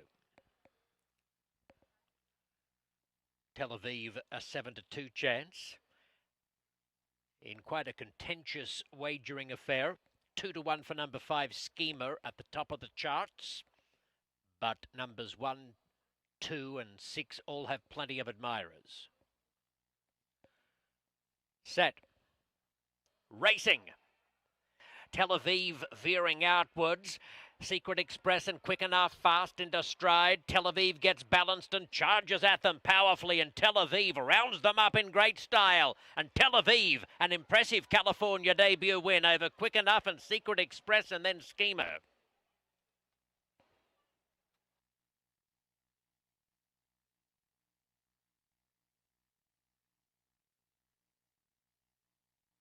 Six first, number 6 Tel Aviv. Just got to wandering a bit wide in the early going, but as soon as Lozano got this filly balanced, the daughter of Tel Cartel finished all over the top of them. First time in for a tag, first start in California. In the Daniel Wells silks that we've seen over the years. Capture the Sea is a horse that comes to mind in 1,000-yard races at Los Alamitos. Was a terrific performer around the turn.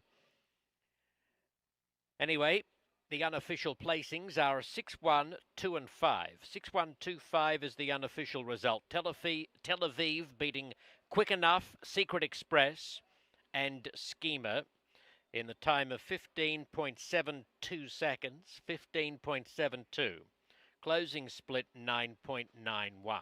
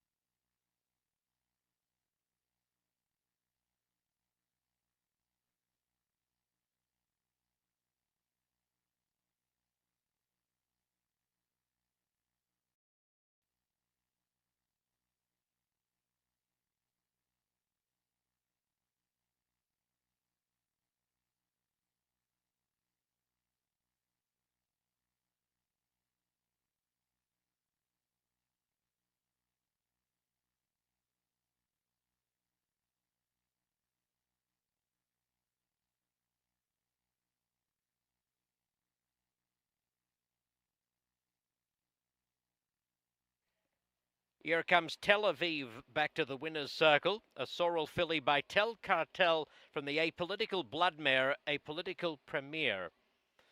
Bred in Arizona and owned by Wells Racing, trained by Matt Fales and ridden by Ruben Lozano. Placings officially 6125.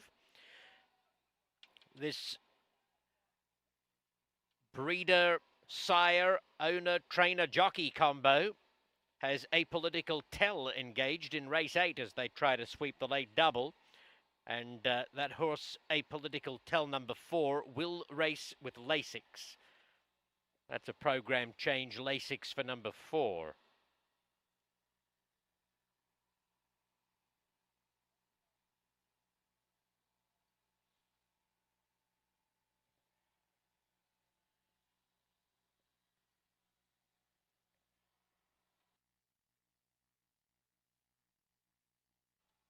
22 minutes to post for race 8.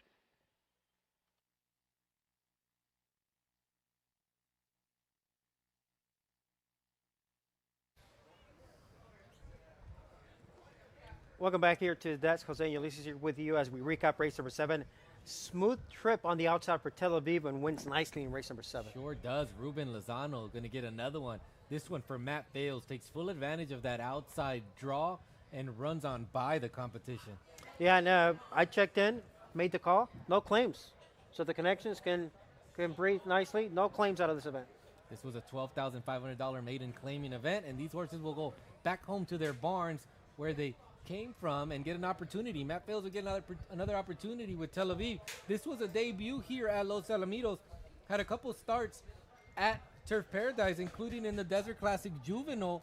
Could not break the maiden there. Shows up here and does a nice maiden breaking score. Let's take a look at that replay here for race number 7. See how the trip played out here from the get-go. They were behaving fairly well in the gate. Not a lot of movement. A little bit of a bobble there from the 2 Secret Express. But Tel Aviv on the outside, clean trip, clean break, and leveled out nicely here to get the best of the trip there under Ruben Lozano. Confidently handled by Ruben Lozano, a hand ride to the other end. Going to get the victory by about a half length there in the end. Yeah, and this one by Tel Cartel out of Apolitical Premier, Tel Cartel, Ruben Lozano, associated there with Tel Cartel back in those racing days. And Matt Fels here, a homebred for Wells Racing LLC. And quick enough, a clear second there to grab the exacta. Is this enough of an interesting result, at least for the place Becon, given that Tel Aviv was 4-1 and quick enough was 5-1? I think so. I think this will add some intrigue. I think it'll increase the value of the place Becon. 4-1 morning line on Tel Aviv, and then you're going to get a second place horse in the 1, which was 5-1. I think it'll increase the value. And by the way, they stayed fairly straight throughout here. The runners, once they got out of the gate in good order, it was a fairly clean trip there, very professional here. The 6 broke outwards, but once she found her gear, the race was pretty much over. Sure was. You look at that overhead shot, a half length in front at this point, confidently handled by Ruben Lozano. Nice victory. That's back-to-back victories for Ruben Lozano as he was able to guide Deluxe Cartel to the wire in race number 6. Tel Aviv here in race number 7. Quick enough with a good break there on the inside post and just could not outduel Tel Aviv on the outside, who had a perfect trip and a good result to get the maiden diploma career number 3. And that is 2 wins on the night for Ruben Lozano with race number 7.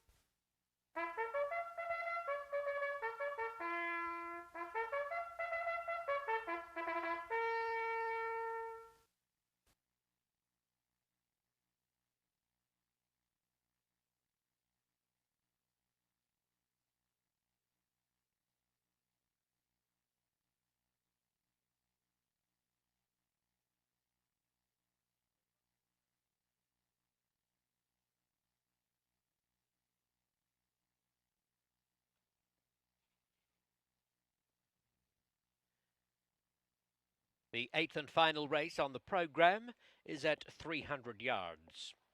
It's a claiming race for quarter horses 3 and up. 11 minutes to post. Lasix for number 4, Apolitical Tell.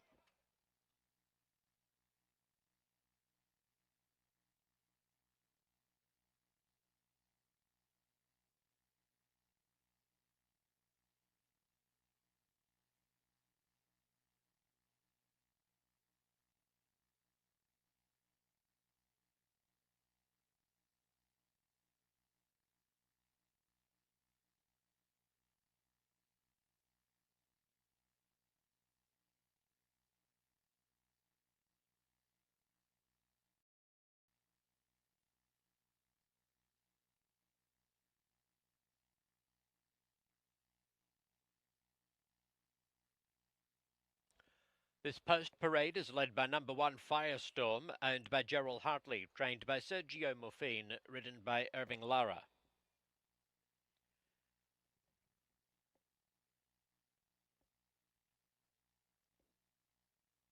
Number 2 Mental Lapse races for the Pegasus America Corporation. Ramiro Zuazo is the trainer. Jonathan Roman is the rider. Number 3 BDR Eagle Dynasty is owned by David and Ross Hinkins, prepared by Adan Farias, guided by Damian Cruz. 4 Apolitical Tell for Wells Racing is trained by Matt Fales and ridden by Ruben Lozano. Number 5 Run Through the Night, trained by Mike Castleman for Steve Burns. Armando Viramontes is astride. 6 Special Grey Cartel represents Clanfield Act Stables. Felix Gonzalez trains. Henry Lopez rides. 9 minutes to the finale.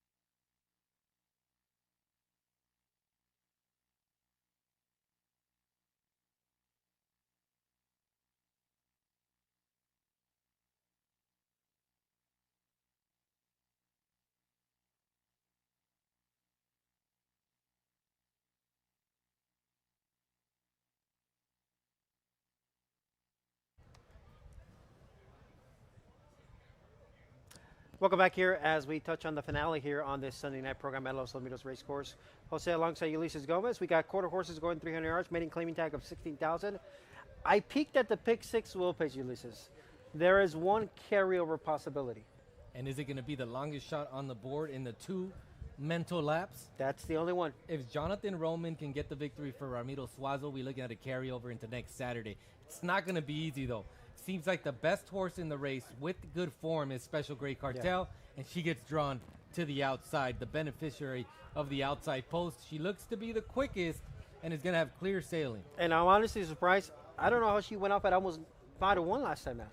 I want to say it was because of that rail draw last time out she had to overcome. She sure did. Left the gate in good order and never looked back. I expect a similar trip. I think she's fast enough to take over this race early. Yeah, this 300-yard event claiming, we have runners in good form, runners with some troubled trips. Special Grey Cartel 1563, the clocking from that rail draw. Now she moves out to the outside post. She's going to be tough to beat. I think Firestorm has shown pretty good gate speed at times to warrant a ton of respect. She's a current second choice on the board. But what do we do with a runner like the 3, BDR Eagle Dynasty, who stopped the clock in 1557 last time out? And beat a couple of these rivals, and Firestorm was in that race as well as Special Grey Cartel, who had a rough trip, just did not break in that event. Yeah, and looking at how this one moves from the outside towards the middle part of the gate, will likely won't be able to have the same kind of trip, but got to respect the clock in 1557, and was a 13-1 upset, almost 14-1 back on June 7th, speaking about BDR Eagle Dynasty here. But is this race all about gate speed, or can someone rally? I think someone can rally. I think the reason why we're going to gate speed is because of the way Special Grey Cartel left the gate last time out. Took him gate to wire from that rail draw. 1563 was a solid clocking. But you look at Tubac. Had a rough trip, couldn't get out of there. Well, that was BDR Eagle Dynasty's last race, who had the outside draw, left in good order, and got the victory. I could tell you that late pick 4 pool came just under 150,000. Lowest payout, just like the pick 6, is also to the current 6-5 favorite, the 6 Special Grey Cartel. Similar to the early pick 4, lowest payout, $95 to the 6. Almost to the penny, almost the same. It was 96. 96 and change was the early pick 4, 95 even the late pick 4, but a solid pool. And the pick 6, that's going to come back $1,120 with some change to the 6 Special Grey Cartel as well. And remember, that pick 6 began with 3 straight Jesus Uranga trainees winning, and winning well, by the way. So it began fairly formful. You're still looking at a comma minimum payout on the pick 6. Yeah, the first 3 legs of it was Jesus Uranga, Ricardo Ramirez. So half the pick 6, Jesus Uranga. The other 2 legs, Ruben Lozano. So 5 of the 6 legs of the pick 6 have been Ricardo Ramirez, the rider, and Ruben Lozano. Here, Ruben Lozano has an opportunity on the 4, Apolitical Tao, who will run with Lasix. There is a program change. Correct. Apolitical Tao will run with the Lasix, and this is the first race off of a slight layoff. We'll say about a 4-month layoff. Hasn't been seen since mid-March. Firestorm, given the separation in odds, I would take 3-1 on Firestorm, because last time out she got away a little bit slow, didn't really break all that well. 2 back, she was coming off the layoff. Now she's got another layoff from January to June, now June to tonight. I just don't think we've seen the A effort out of Firestorm recently. I don't mind the 3-1 on the 1. And I like that this is a second start off a layoff. Broke a step slow, a little bit of ring rust last time out. I don't like the rail draw, but Firestorm is experienced, a 19 race experience, has been drawn to the rail before. This is career start number 20. But I think you're going to get a better effort just considering the fact that this horse's second race off of that slight layoff. Now, we both know that the track of surface and conditions play differently at Turf Paradise than here locally in California, comparing Los Alamitos to Arizona. Apolitical Tao broke the maiden in January at Turf Paradise in 1567. Took a break from January to March, bobbled, bumped. Now you come here and you show up back to Los Alamitos. When we saw her here, him, he's a gelding here at Los Alamitos, he was more in the 50-80 mark at best.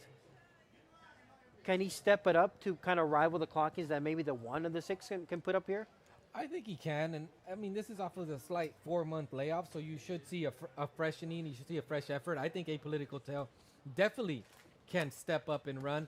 And you got Ruben Lozano, Matthew Fails, who just won race number 7. The momentum is in their favor, so I think that just adds a little bit more to why you would want to back the 4 Apolitical Tail. Approaching the gate, top pick for you. Top pick for me is going to be Special Gray Cartel at even money.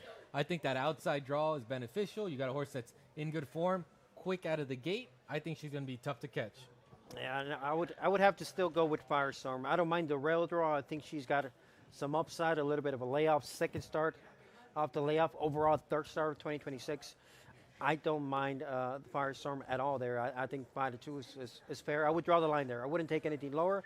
And then we'll see if BDR Eagle Dynasty could improve or run back what he did back on June 7th. So that's a look at the horses approach to the gate. That's going to do it for us here on a Sunday night. Ulysses, it was great to be back here on the desk with you. It sure was fun. We had a solid 8-race card, and now we're just going to wait because there is a carryover possibility, Yes. folks. 12-1 on the 2 mental laps. If mental laps crosses the wire first, we are looking at a carryover in the pick 6. That's going to do it back for us. Hope you enjoyed our broadcast. Check out losalamitos.com for all kinds of recaps, workouts, handicapping information, preview information, and also check out the YouTube channel as the races are there live now, so easy to access. Michael, we'll send it back to you. It was a pleasure to be here back on the desk with you and hear your voice, and we'll be back next weekend. Good, Jose. Thanks so very much. Good evening to you and Ulysses. Firestorm squaring up to gate 1 is the first to load. A Political Tell coming up, like the winner in the previous race, Tel Aviv. First time tag for A Political Tell, coming back to California. Mental laps ready. BDR Dynasty run through the night, and Special Grey Cartel will complete the line. Loves being inside or outside. 2 for 3 from the outside post and 1 from 2 from the rail. Racing. Special Grey Cartel and Apolitical Tell with BDR Eagle Dynasty and Run Through the Night joining in. It's Apolitical Tell, Special Grey Cartel, Run Through the Night, BDR Dynasty. Blanket finish and Firestorm late. Very close. Firestorm diving through on the inside into a photo with BDR Eagle Dynasty. We have Run Through the Night, Apolitical Tell and Special Grey Cartel all up close, nibbling about for placings in a very hectic finish. I'm happy to leave that one to the judges.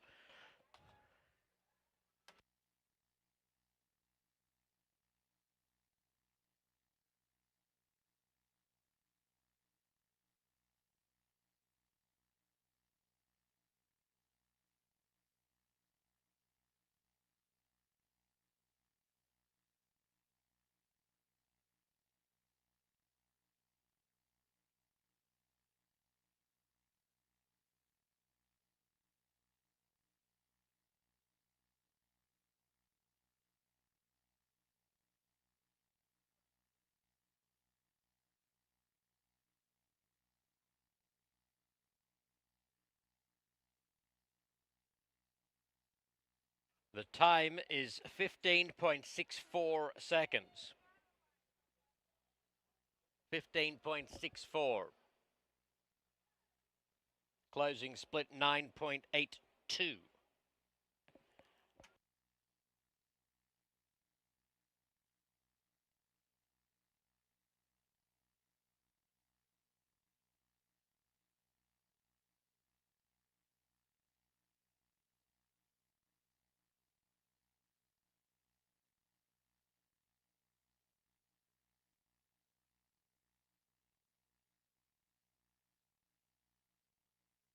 Number 1 is first. Firestorm has come from second last.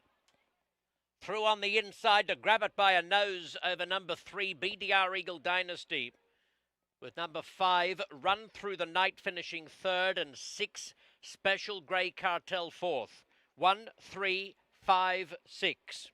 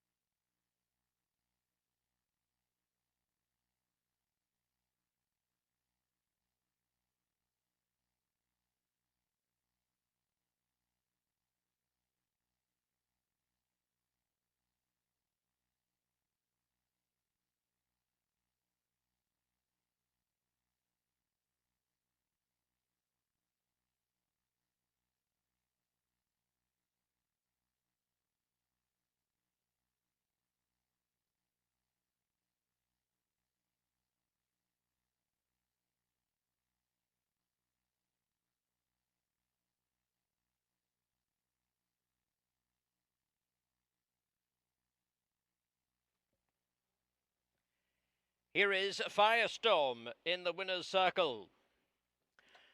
A 4-year-old sorrel mare by Fly Through the Fire from the Tack It Like a Man mare, Chiquitita. Bred in California by Ron and Gerald Hartley, raced by Gerald, trained by Sergio Morfine, and ridden by Irving Lara. The result is official. Placings officially 1, 3, 5, 6.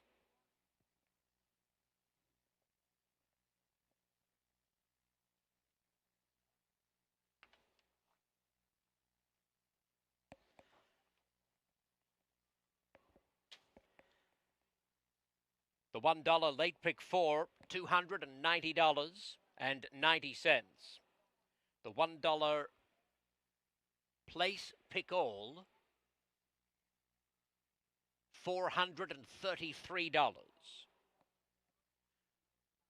Standing by for the pick 6.